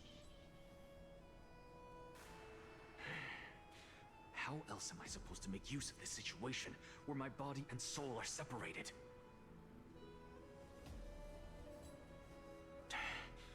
Oh, Circes. Or should I say Calypso? Accompany me on this final journey. Let us journey to the Netherrealm and see how she will substantiate the answer to your question and validate my decision. We need only to follow the sound of the tides.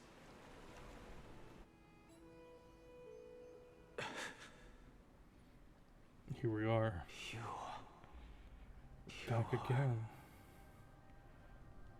Well done, child. Just as I foresaw, you have achieved great things. Teacher. What a twist of fate. A blasphemer raised in the doctrines of the Venerationists. It's like a foal kicking its mother in the belly after taking all her milk. I respect you immensely, sir, but... You cherish the truth even more. So, child, do not be troubled by the criticisms I have borne. Do not let those voices hinder you as you forge ahead. As the sage of the Venerationists, I am duty-bound to oppose you. But, as your friend and mentor, Anaxagoras, I say, go forth, for the truth is already in your hands. I will keep that in mind. Go now, child. Your lonely pursuit is about to welcome a new chapter. And when you reach the end of this journey, may we meet again with the truth before us. You have my word, sir. May Circes safeguard your thoughts. May Circe safeguard your thoughts.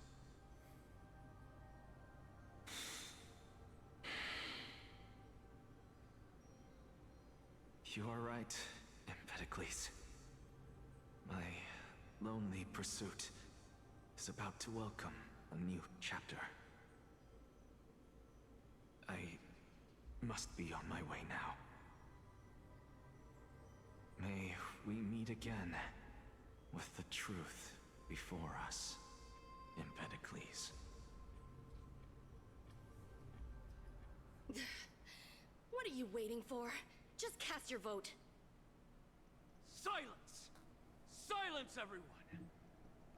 Behold, Circes, here at the center of the world, I shall write the final step of my proof.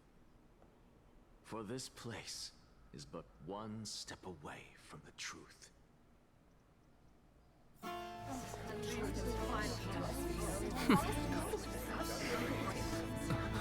Professor, I completed the proof you wanted.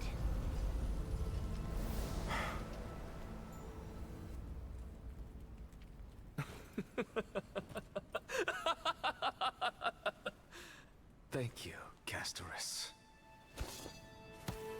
The answer is plain as day. My vote goes to the Flame Chase journey and nothing else! I have deciphered the truth of this world.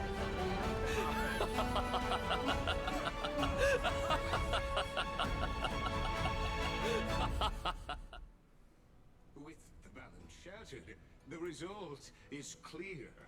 By carefully enter Lenten above, as the Theoros I have observed. No! Ligus, you can't! Wah, wah. Nexa, what have you done? Have you lost your mind? I hope you are prepared for the harsh punishment awaiting you. Mark my words, I will make sure that clever head of yours never forgets the price of betrayal. Have you forgotten?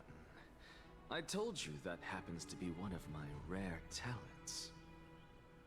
You put on such a grand performance just to aid their preposterous flame chase journey? Performance? No, you are quite mistaken. I may be paranoid by nature, but I've always been known for my honesty. If you really understood me, Lady Kindness, you'd realize that I never had any interest in your pathetic little game of politics. Factions, standpoints, they are jokes in my eyes. I have never once switched sides. Because I, and I alone, am the truth. Lady Kindness, with all the citizens here as witnesses, we should honor the spirit of democracy and respect the decision of this assembly. I have observed that Akama has chosen her destiny. This citizens' assembly has resolved to continue the flame chase journey. This resolution shall be put up on the Wall of Heroes, such that all citizens are aware of the city's way forward. You! It seems not everyone is ready for the assembly to end. Very well. Let me entertain you for a little longer. By your leave, Lord Lycus. Interesting. Elders and citizens, your attention, please. Stay for a moment more, if you will. Anaxagoras of the Grove of Epiphany has an announcement for the assembly. What is this performer up to now? Just moments ago, all of you made a decision on the fate of Amphoreus. As a supporter of the Flame Chase journey, it pleases me to see the choice you have made. But I regret to say that I still harbor doubts about this outcome. Thus, I hereby challenge this resolution. Tell me, who among you dare swear to Kefali's name that Era Nova will truly welcome the fairy tale ending that the Chrysos heirs have promised? A beautiful new world free of calamity and madness? Nonsense! That's impossible! What is he getting at? Of course he...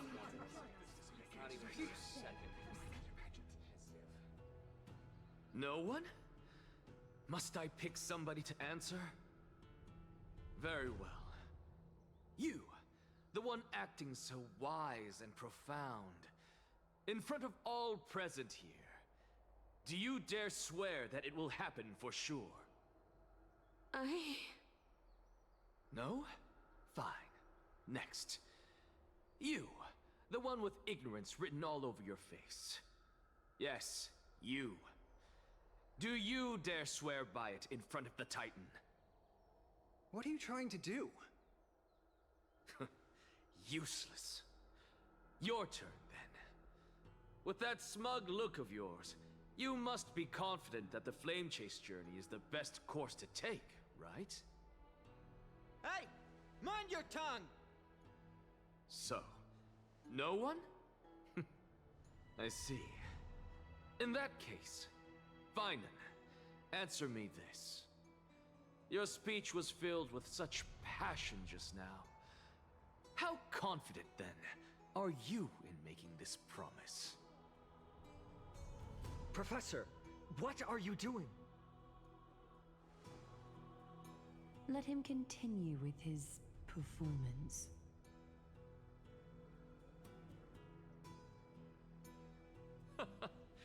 Will you look at that? Even Finan and Aglaya lack the courage to make such a promise.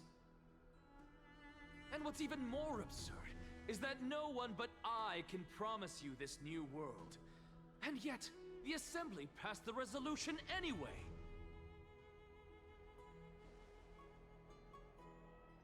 But you needn't worry, because I knew better than to trust you good-for-nothings. That is precisely why I am here today. To give you one final lecture. Now listen up and listen well. I, Anaxagoras of the Grove of Epiphany, hereby declare... Everything that the Flame Chase journey promises is true! Finan of Ides Elysiae, the prophesied demigod who shall succeed Kefali, will reforge each and every one of us in the new world with his complete, intact memories. What? The core flame-bearing titans were the Chrysos heirs of yesterday. And the Chrysos heirs who carry the core flames today will become the titans of tomorrow. All of our souls shall endure for eternity in the miracle of the World-Bearer.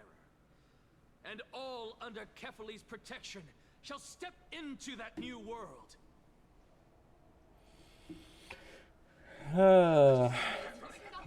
More fucking yapping. I think we should let him cook at this point. What can go wrong? What? Are you saying that we must bow down to you and worship you, even in our next lives? They don't believe it until they see it. You blasphemous imbecile! How dare you try to deceive us with all these lies and falsehoods? How can you prove? I told you, don't interrupt me. It's rule number 2. You've asked, I shall be kind and indulge you. My statements are based on my experiments on the divine body of Kefali themselves. You heard me correctly, everyone. With the tacit approval of Kindness and the Council of Elders, I fused my soul with the god through alchemy and learned the truth behind Era Nova. What is he talking about? Spilling all the beans, huh? Pure blasphemy? I, the vile, wretched blasphemer, deserve nothing less than death for my sins. And the Council of Elders, which granted me consent and aided in committing this atrocity, should face punishment alongside me. By the gods, even Kindness has betrayed Akuma. This guy cannot be serious.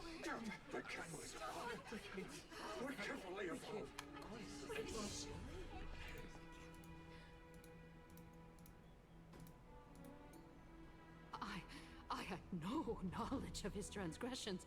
He did that on his own. The Council of Elders bears no responsibility for his actions.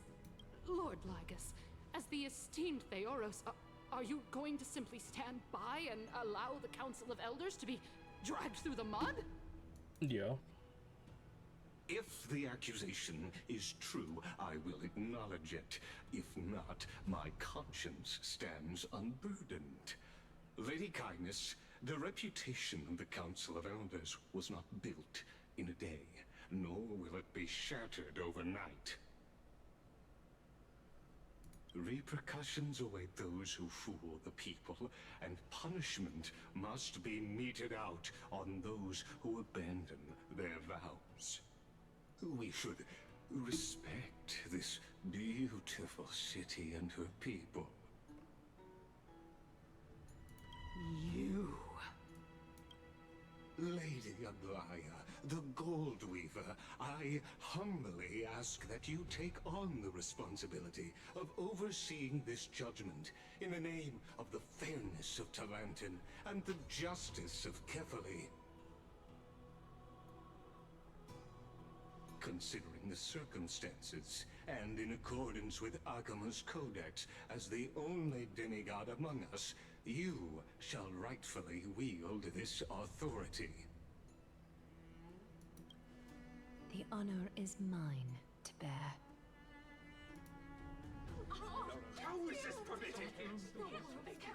Elders I will and have the citizens, turntables. silence, if you please. Anaxagoras of the Grove of Epiphany has made his statement clear. As per Archima's Codex, I request all present citizens to stand with me in exercising the right of judgment. First, Elder Cainus of Archima and Ligus the Theoros stand accused of neglecting their duties and abusing the law, leading to the egregious blasphemy against a god. In the names of Talanton and Kefili, Archima is to form a committee before the 7th action hour to conduct an investigation and disclose the findings to the public, the subsequent judgment. That's what we deserve! Curse you! Now, concerning Anaxagoras of the Grove of Epiphany, he has confessed to grave blasphemy against Kefili. In the names of Talanton and Kefili, the accused must be allowed to hear the people's voice prior to the execution, for a chance at a reduced sentence and possible pardon.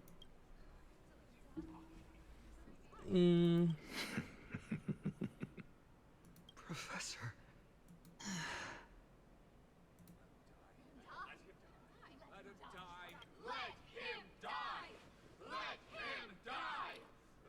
Crazy.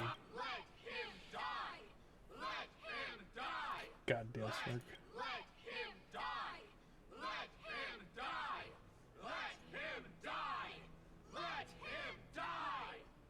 What decision will you make, Lady Goldweaver? Enough with the hesitation, Aglaya. This is not like you. Let him die! Let him die! Then, in light of the people's voice, O Talanton on high, may you bring death upon him.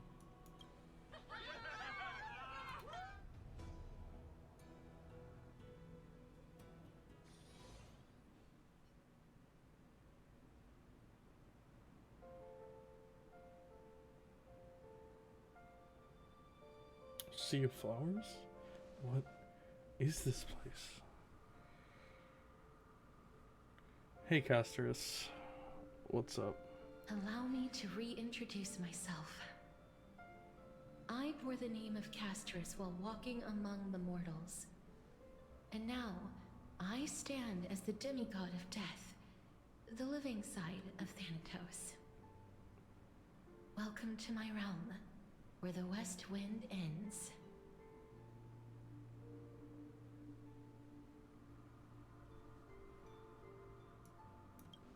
Fuck, ask the dialogue option, bro. Every departed soul who has arrived here has expressed the same.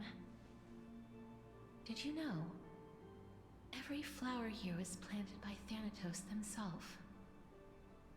These flowers were originally both lifeless and immortal, but in the first rain brought by the River of Souls, they were given new life, flourishing as the bearers of countless souls.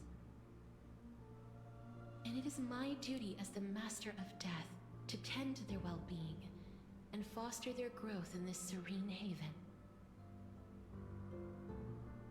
Similar to the structured cycle of life and death in the mortal world, these flowers too shall wither and fade, returning to the earth and then ascending to the sky with mist and tides.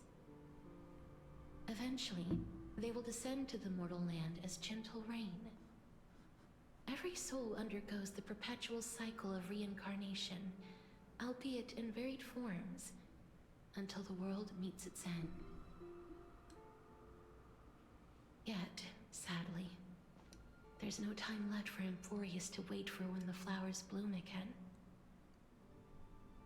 Now, death is the power at my fingertips. It once led the souls of the deceased here, but I shall open the gate of the Netherworld and return you to the realm of the living. In exchange, please, take the core flame of death with you and complete the flame chase journey. Do not let our work thus far be in vain.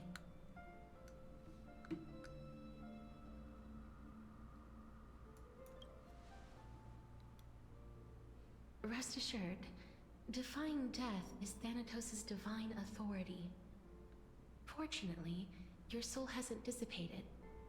This is not a resurrection, but the extradition of a dying person back to the present world.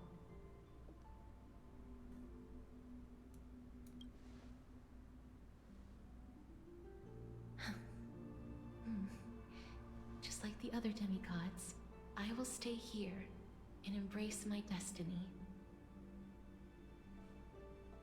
That being said, it is not easy to guide a lost soul back to the mortal realm. The whispers of death are sweet and alluring. If your determination wavers, you will succumb and be forever ensnared by the Netherworld's grasp. Please consider this a one-time exception. I will do everything in my power for the Flame Chase journey. And for your life, the only life I can save. I'll do my best. I am glad to hear that.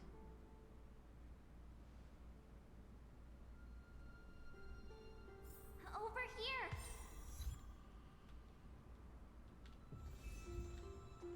Keep moving forward. Don't look back. Keep going. The express is I right believe here. in you. Keep at it.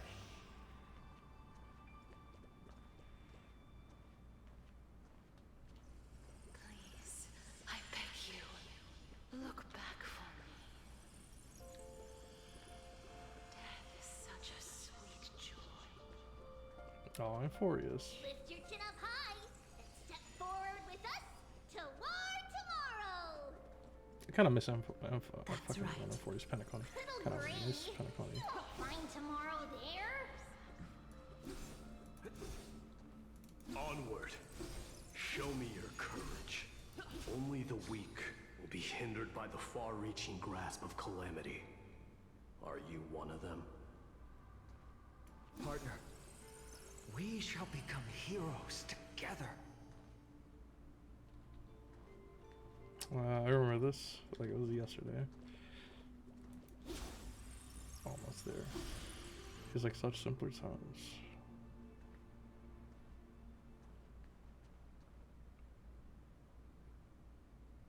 There I am. Thank you, casters. Since I've already made it to the end, maybe I can have one last glance at that sea of flowers.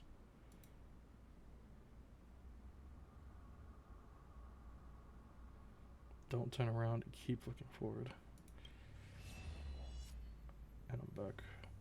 Acheron, what the fuck? Fear not, as a touch of red will be awaiting you at the end of the path. Why are you here? It'll guide you and illuminate the way out. By doing so, you'll eventually reunite in the warmth of the sunlight.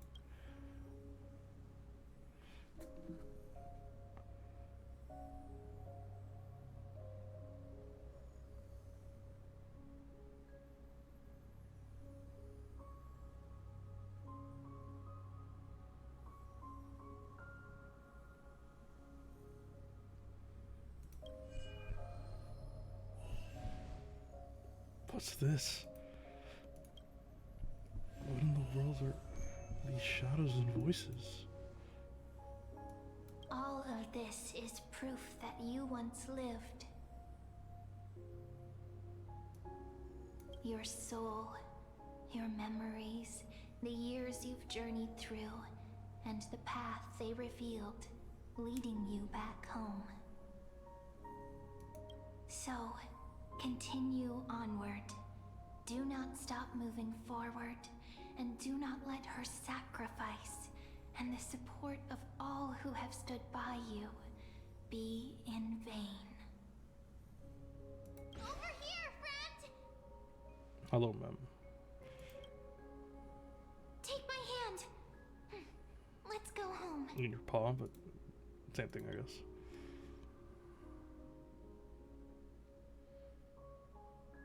Hello again, mortal realm.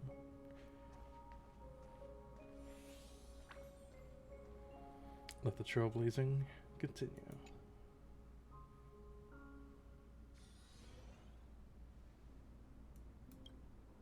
I'm back.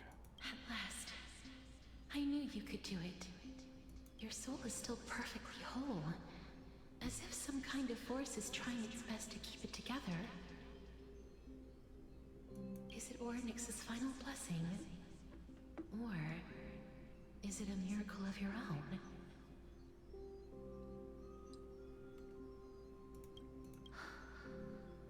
It's truly incredible. Such a strange surge of familiarity. So hard to describe. Perhaps it is fate, once again fulfilling its own design. Or perhaps it is the laws from beyond the sky, so familiar to you, that intertwined our fates long ago. I wonder how. It seems that this is the riddle which cannot be solved anytime soon. The sensation of becoming a demigod is truly wondrous. It's as if the river of souls is winding its way through the depths of my spirit, transforming with each breath into a fine rain that nourishes the world. Do you recall that prophecy? At the end of the sea of flowers, the souls of the living shall warm thy fingertips, and after an embrace, there shall be eternal separation. I promised you that I would do everything in my power to give it another meaning. Now, as I stand as a demigod, and destiny draws to a close, I can finally end it in a way that is as beautiful as it deserves. The wish I once sought, but could never grasp, is now within reach. In this brand new world, every blooming life will lift its arms in celebration and recount the profound meaning of this very instant.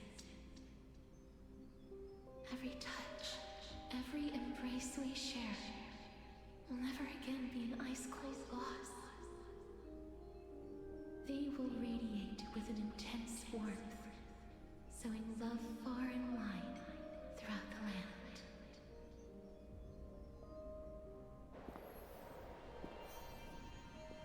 The other shore is very cold.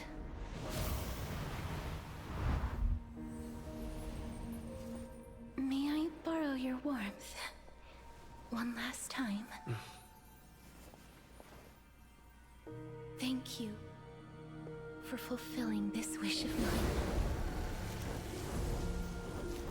The place I'll be going to is what humans call the Land of Sorrows.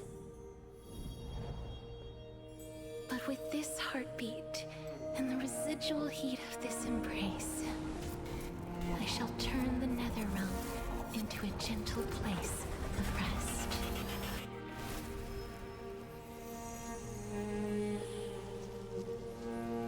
Goodbye, casters.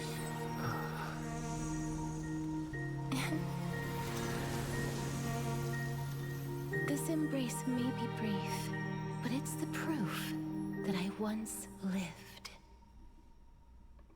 Damn. Farewell, then. May we reunite in the new world.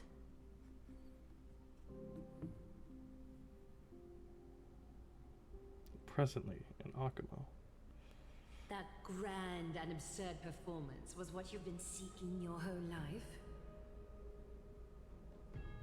I gave up everything in search of truth, and it culminated in this very moment. You, on the other hand, performed as I expected. You did not hesitate when you saw the chance to attain power. It's as if you... Crave power, like a fly craves rot.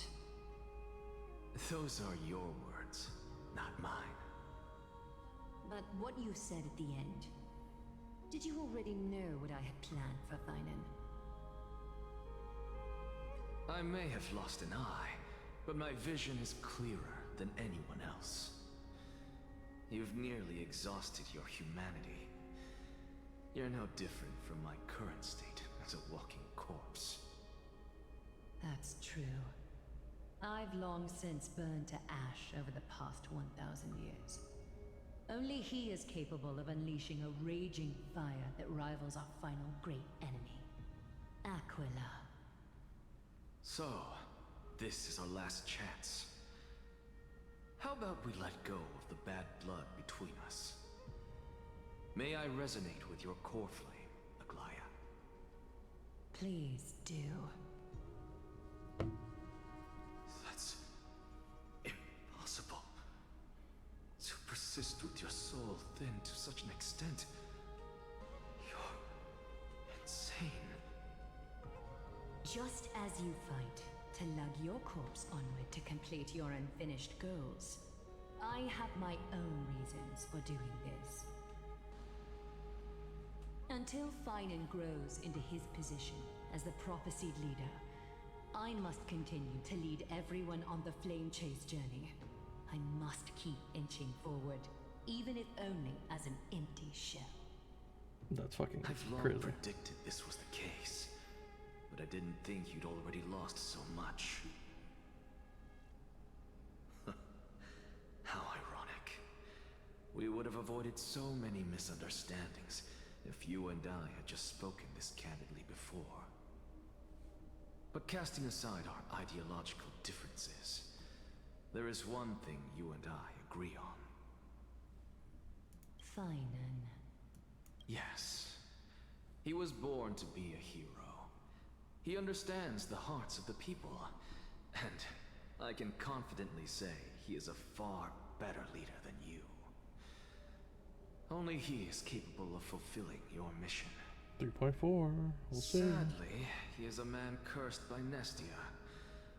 But by my estimates, his horribly elaborate sense of style should not impede Aranova. Congratulations are in order. We found common ground at the very end of our destined paths. When you put it that way, it makes me want to take back what I said. Aglaya, we're back. Yo. Welcome, our great hero reborn from the ashes. You know it. I hope he didn't hear your earlier assessment. It wouldn't be the first time I criticized him. A man should be aware of his own shortcomings.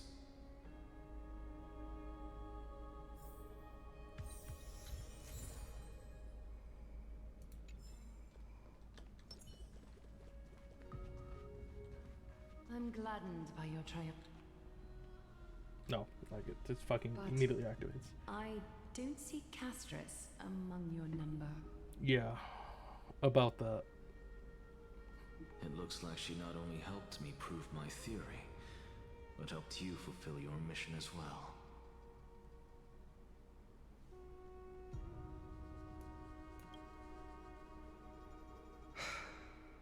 I agree. She might not have been able to change her fate, but she still wrote the final verse of her epic herself. Trinan, please recite the prophecy for us. Trailblazer, please surrender that scalding cool flame for us as well. You are the only life she ever saved by her own hand in her 1,000 years on this earth. I believe no one is more qualified for this noble task. Let the ceremony begin.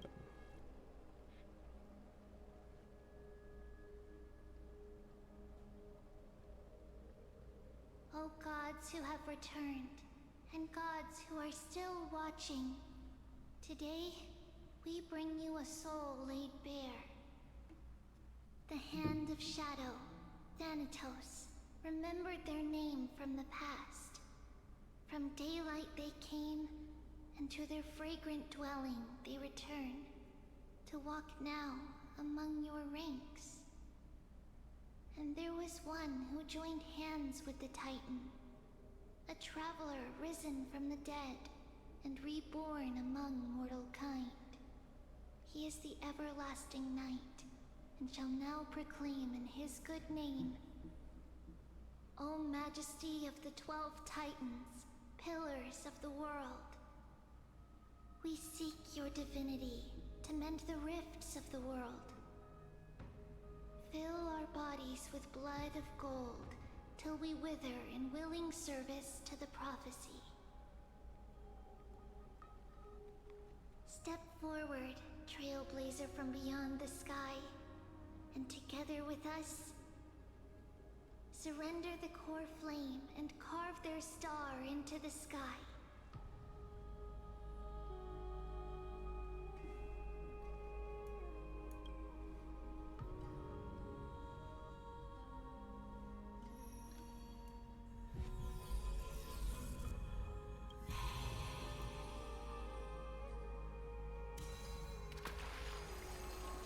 And there it is.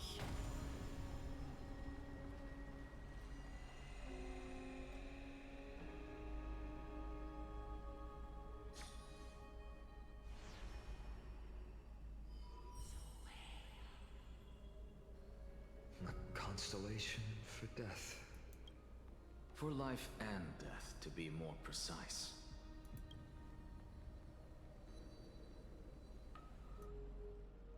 Look! It's... Oh shit. Oh shit.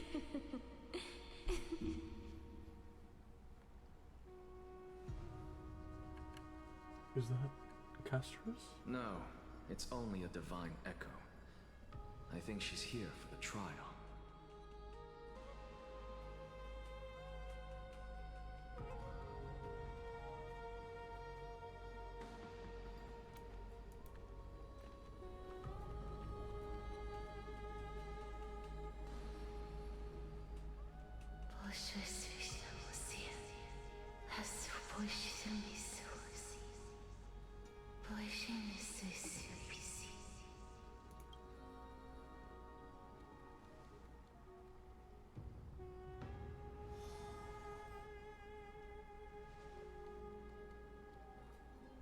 What did she say? Kale's just like fucking leaning forward, like what the fuck? That's the language of the Titans.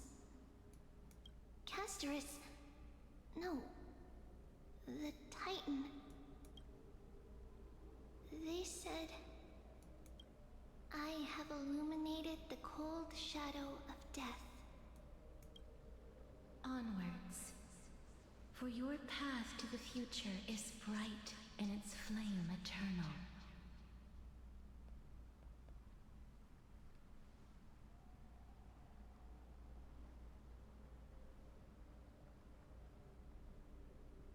Do not forget.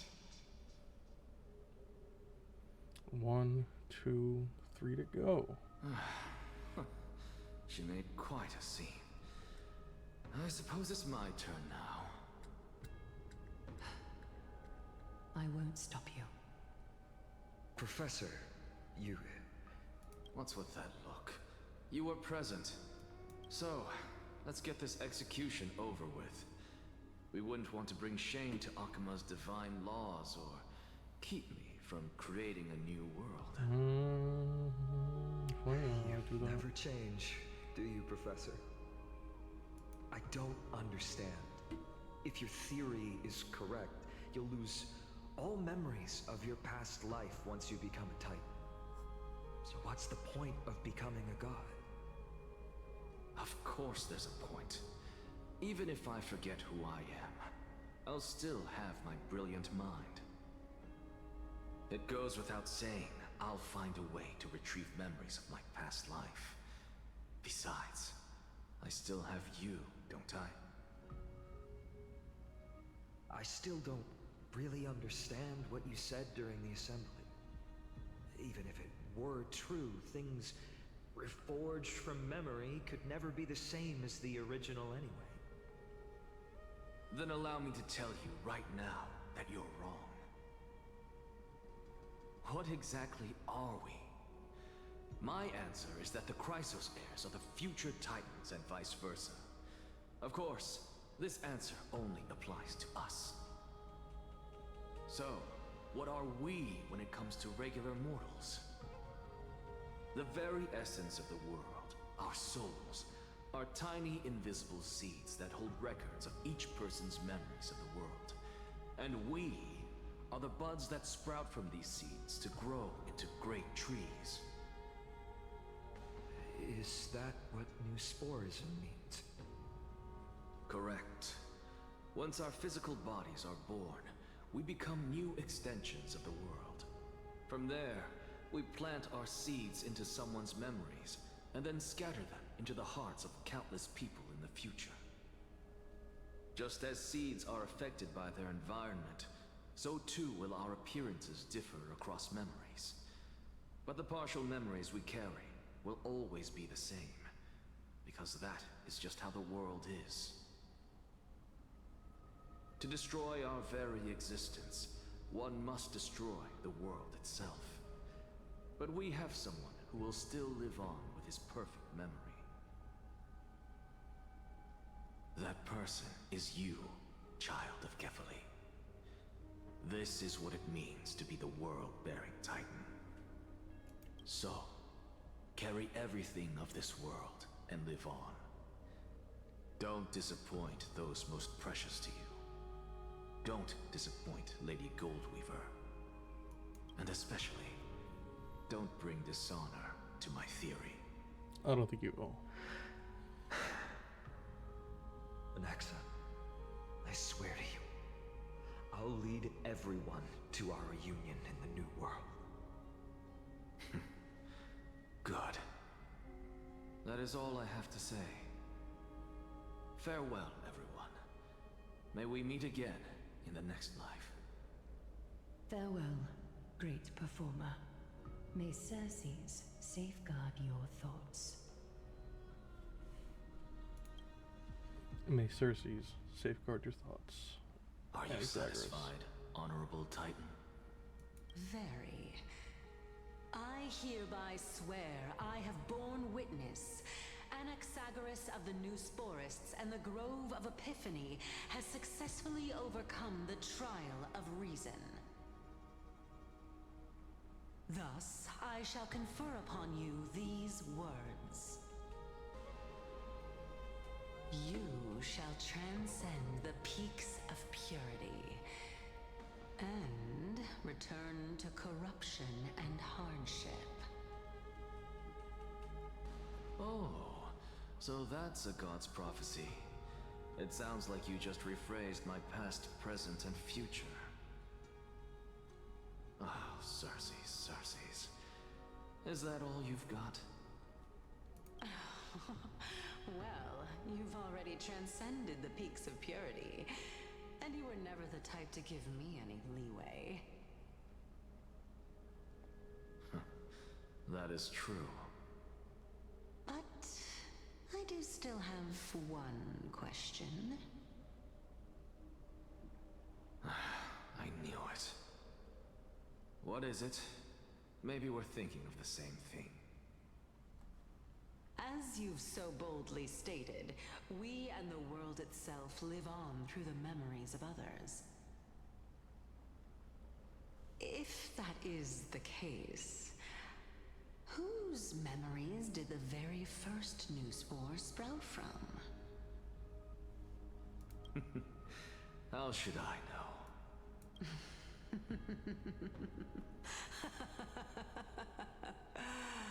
Oh my. But, since we are both equally curious, we should allow the children of humanity who come after us to investigate in our stead.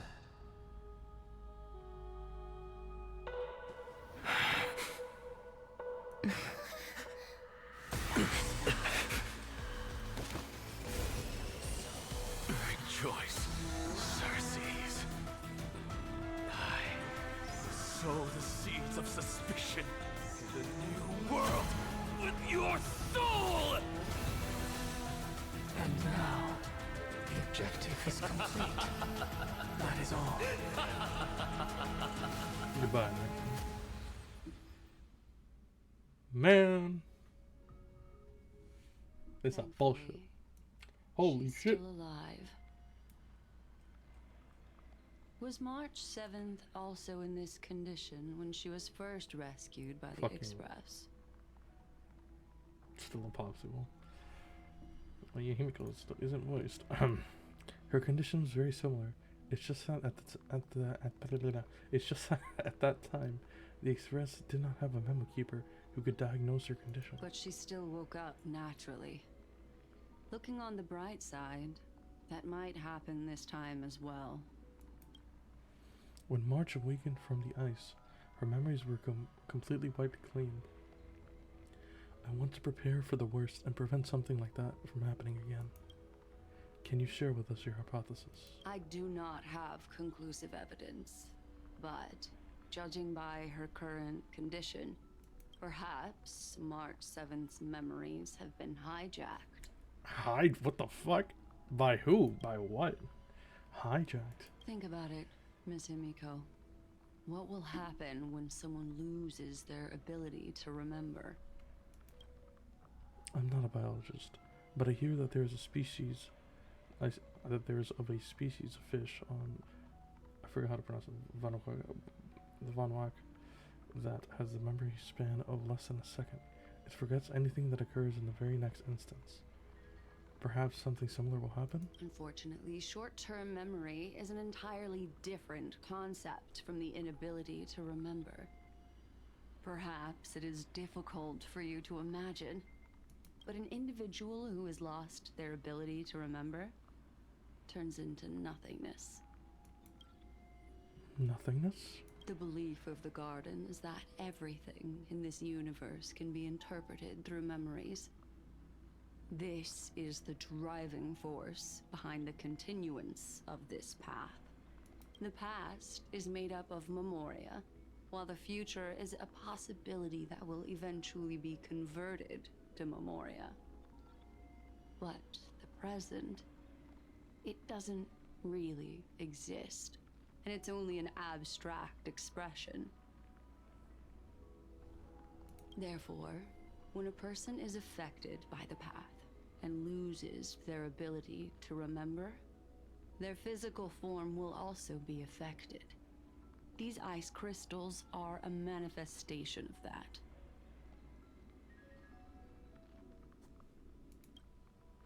Miss Black Swan, there is one thing that I haven't looked into deeply until now. You've guided us to Amphoreus, but refused to tell us your true intentions. Collecting memories is simply not a convincing answer. Is Miss Himiko suspicious of me? I mean no offense, I'm merely speculating, but I'd appreciate your honesty if possible. In other words, now is the time for me to prove my innocence. That's not a problem, of course. The true reason behind my intentions is that Amphoreus holds special significance. For some memo keepers of the Garden with extremist views, it is a perfect example.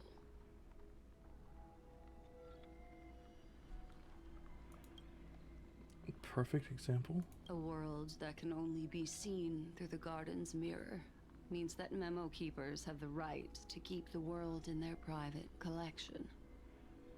If those Pathstriders of Remembrance were to uncover the secrets of Amphoreus first,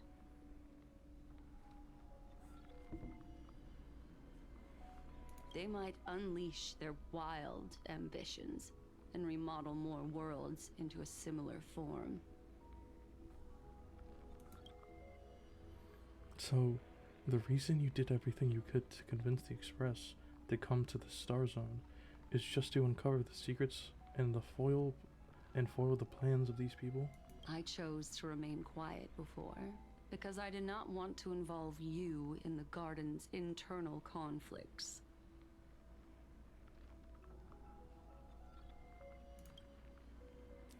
Remodeling a world is no easy feat. These extremists likely aren't just some simple path stridders. Do they wield the power of emanators? You can be even bolder with your guesses. The people that I'm talking about, they aren't just individuals. They are an organization that has already attached itself to the pinky finger of Fu Li.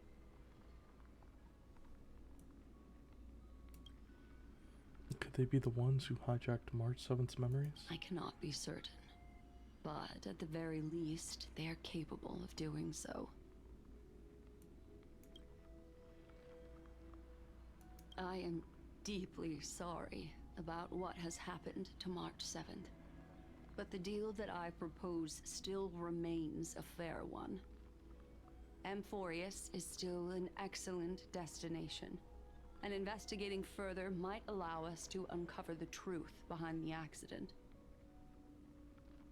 Miss Himiko, the wisest choice right now is for us to continue cooperating. What's wrong? Oh no. Let me take back a part of what I said just now, Miss Himiko.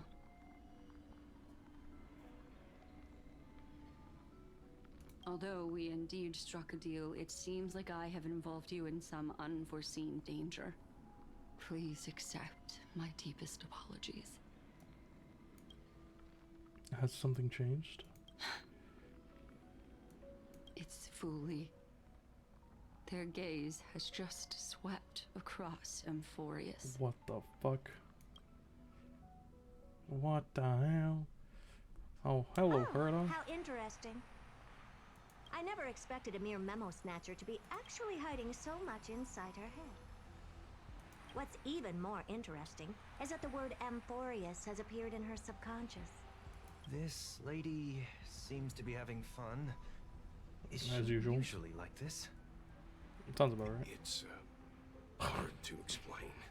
Yeah, I guess What you could say are that. you two whispering about? Has it not occurred to you that I can hear everything clearly? Oh, please pardon me, Madam Herta. Would you mind sharing with us what you've discovered? The ones who need help are the Astral Express. You will have to put up with my methods, even if they are rather unconventional. Let's get back to the topic. By using the fourth mirror, I rummaged through the brain of this memo snatcher and learned a good deal. Not only does this person know of Amphoreus, but there are also many memo keepers who are interested in the place. I searched through her consciousness and found the following terms: the Eternal Land, the Rejected Land, and the private collection of the Garden of Recollection. It seems like Miss Black Swan is indeed hiding some things from us. What a fucking surprise. Since I'm not able to find any useful clues from the outside, why don't I personally visit this mysterious Amphoreus? If you don't mind getting spears thrown at you, Herta would be my guess. You're planning to head to Amphoreus yourself? Yes, but not in the flesh like you all foolishly did. See these Herta mirrors? With them, I can project my data spirit entity to any corner of the cosmos through spatial warps, without even needing to leave my room. But of course, these corners of the cosmos must be within the coverage zone of inter-astral peace communications. After all, this is collaborative technology. I see. You do seem like the more indoor type. Although that star zone is not within the network of the IPC, the Express itself can serve as a signal station. Come, Did fucking give me Sunday the just astral chart call coordinates. Herta a fucking shut-in?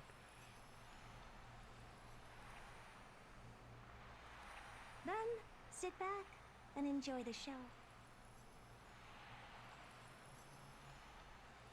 Halt shares the Astral Express's coordinates with the Herta. All right, now that everything is ready, mirrors, get to work.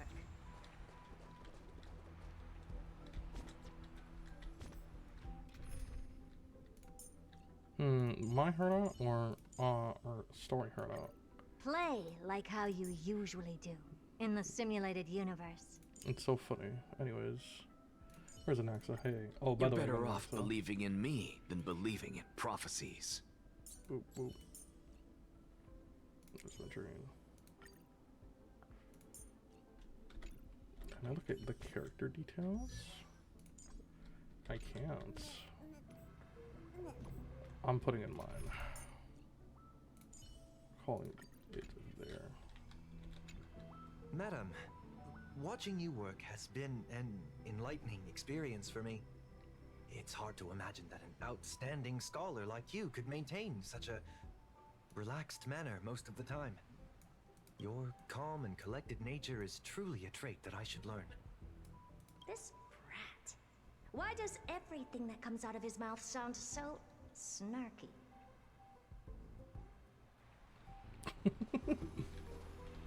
Not Nelly beefing. Thank you, Madam Herta. Companions are the lifeblood of the Astral Express. When things are settled, we will repay you for all your help. Well, this young man sure is courteous.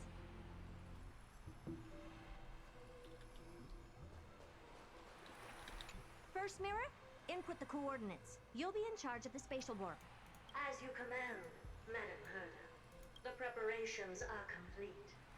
I wish you a pleasant journey ahead. Second mirror. Second mirror, prepare for the thought refraction. There's still some distance from the Astral Express to the Amphoreus celestial body. You're in charge of sending me over. This time, raise the power to the maximum. Don't be stingy. Okay. I won't fail the mission, Madam Herta. Third mirror, you're in charge of generating the data spirit entity. I'm happy to help, Madam Herta. What kind of appearance are you planning to use this time? Good question. Let me think. Forget it. Just use my own appearance. There's no one there that'll recognize me anyway. As you wish. We will. Fourth mirror, you'll be in charge of... It seems like I have nothing for you. Just stand by and wait for orders. Ah, standing by again. That's so... Standing by again. Next time, can you count down from 4 instead? Next time, surely. Alright. Preparation of the data spirit entity complete. Thought refraction at max power. Excellent. The first mirror. Let's get going. Have a safe trip, Madam Herta. May your journey yield good results. Where will we land Coordinates on input Amphoreus? complete. Preparing to activate spatial warp. Destination: unknown celestial body. Amphoreus. Spatial warp countdown. 5, 4, 3, 2, 1. Warp activated. Oh! So that's Amphoreus? Its appearance sure is unique. Second mirror. Prepare for thought refraction. It's time to send me in. Alright, please read the safety protocols carefully. Can't you hurry up? Yes, ma'am. I didn't expect it to be so turbulent. What the fuck? I should have asked the second mirror to use slightly less power. What a magnificent sight! Is this the entrance to Amphoreus? Let's see. Perhaps I'll be able to find a way in. What's this? A statue? It's ugly. I don't like it. Save that for last. Oh, I finally found your traces. How esteemed must you be for the great Herta to come out personally? When we return, get ready to become free labor for the simulated universe for the rest of your lives. No. I didn't consent. Hello, Flame Reaver. What's this? How creepy. Oh, it moves? Who are you trying to scare? It's either a projection or a fake. There doesn't seem to be much to take note of. Now then, how am I going to get into Amphoreus? My deepest apologies, esteemed lady. I'm afraid that you cannot proceed further. Well, well, well. Who's there? Your visit, although not part of my calculations, is a pleasant surprise. It's a pity that the preparations are not yet in place to receive you with the hospitality that someone of your How status would you know deserves. about Herda? Huh? Are you not going to answer my question? Who are you? I have many identities, and I'm going to have even more in the future. But if you just need a form of address, you can use my common alias, Lycurgus. Lygus. All right, Lygus.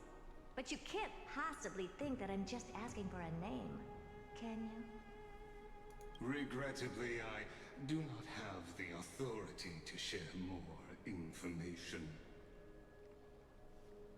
However, standards are always flexible.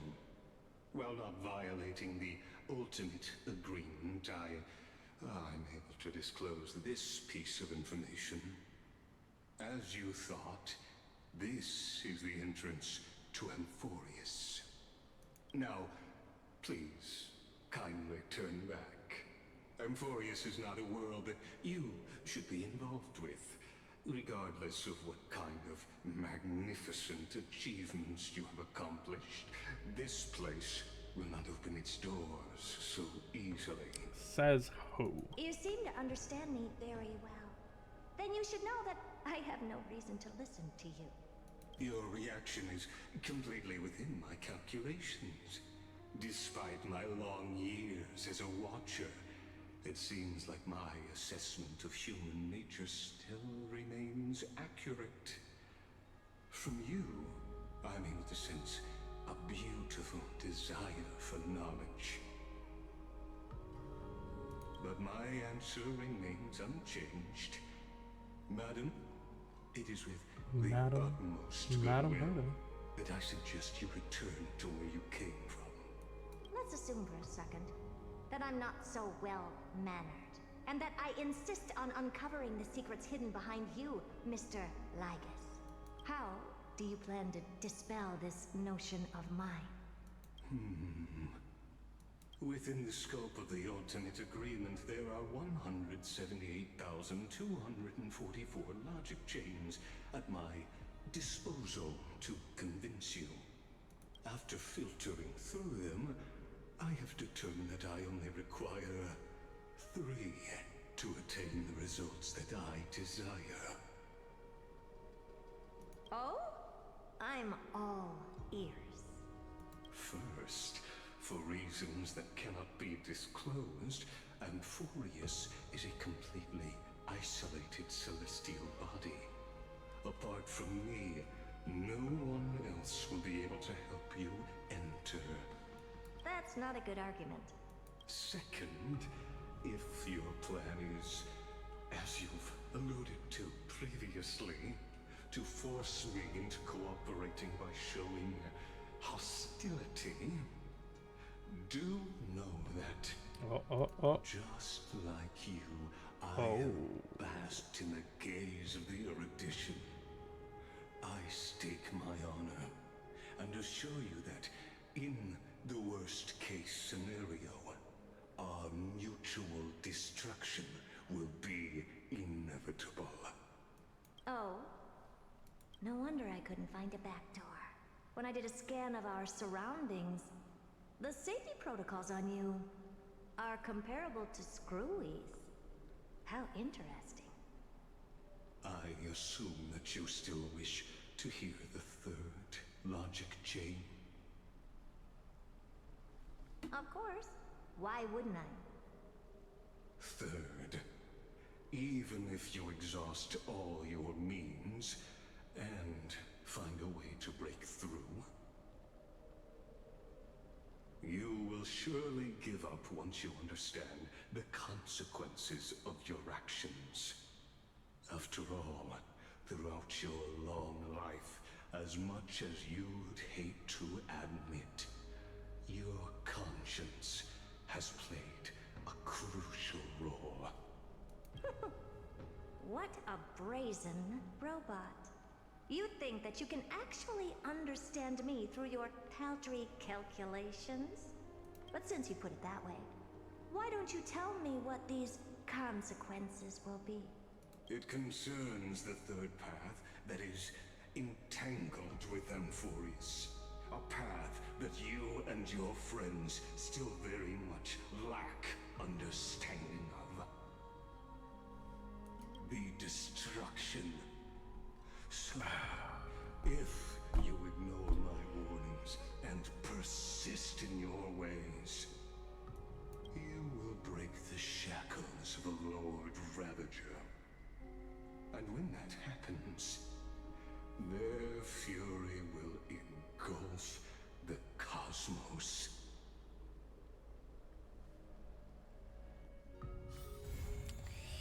Shiver me fucking timbers. Interlude, and that is all she wrote. I cannot believe it. I'm just gonna quickly pull. Well, that was surely pretty interesting.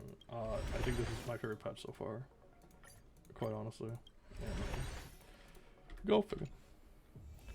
Anyways, that was super fun. Which I may or may not have been able to verbally express. Sorry, Miana. I will call it here. I will be coming back later this week for more Persona 3. We can finish the month of December. See what other shenanigans can occur. And yeah, almost done with Persona 3. I can't believe it. Almost done. Yeah, and then how long? 8 days in a fucking week. We got 3.3. So that's gonna be also fun. I will actually be able to get more stuff on top of that than I thought I could for 3.2. I swear. Anyways, thank you for watching. I will see you next stream. Bye.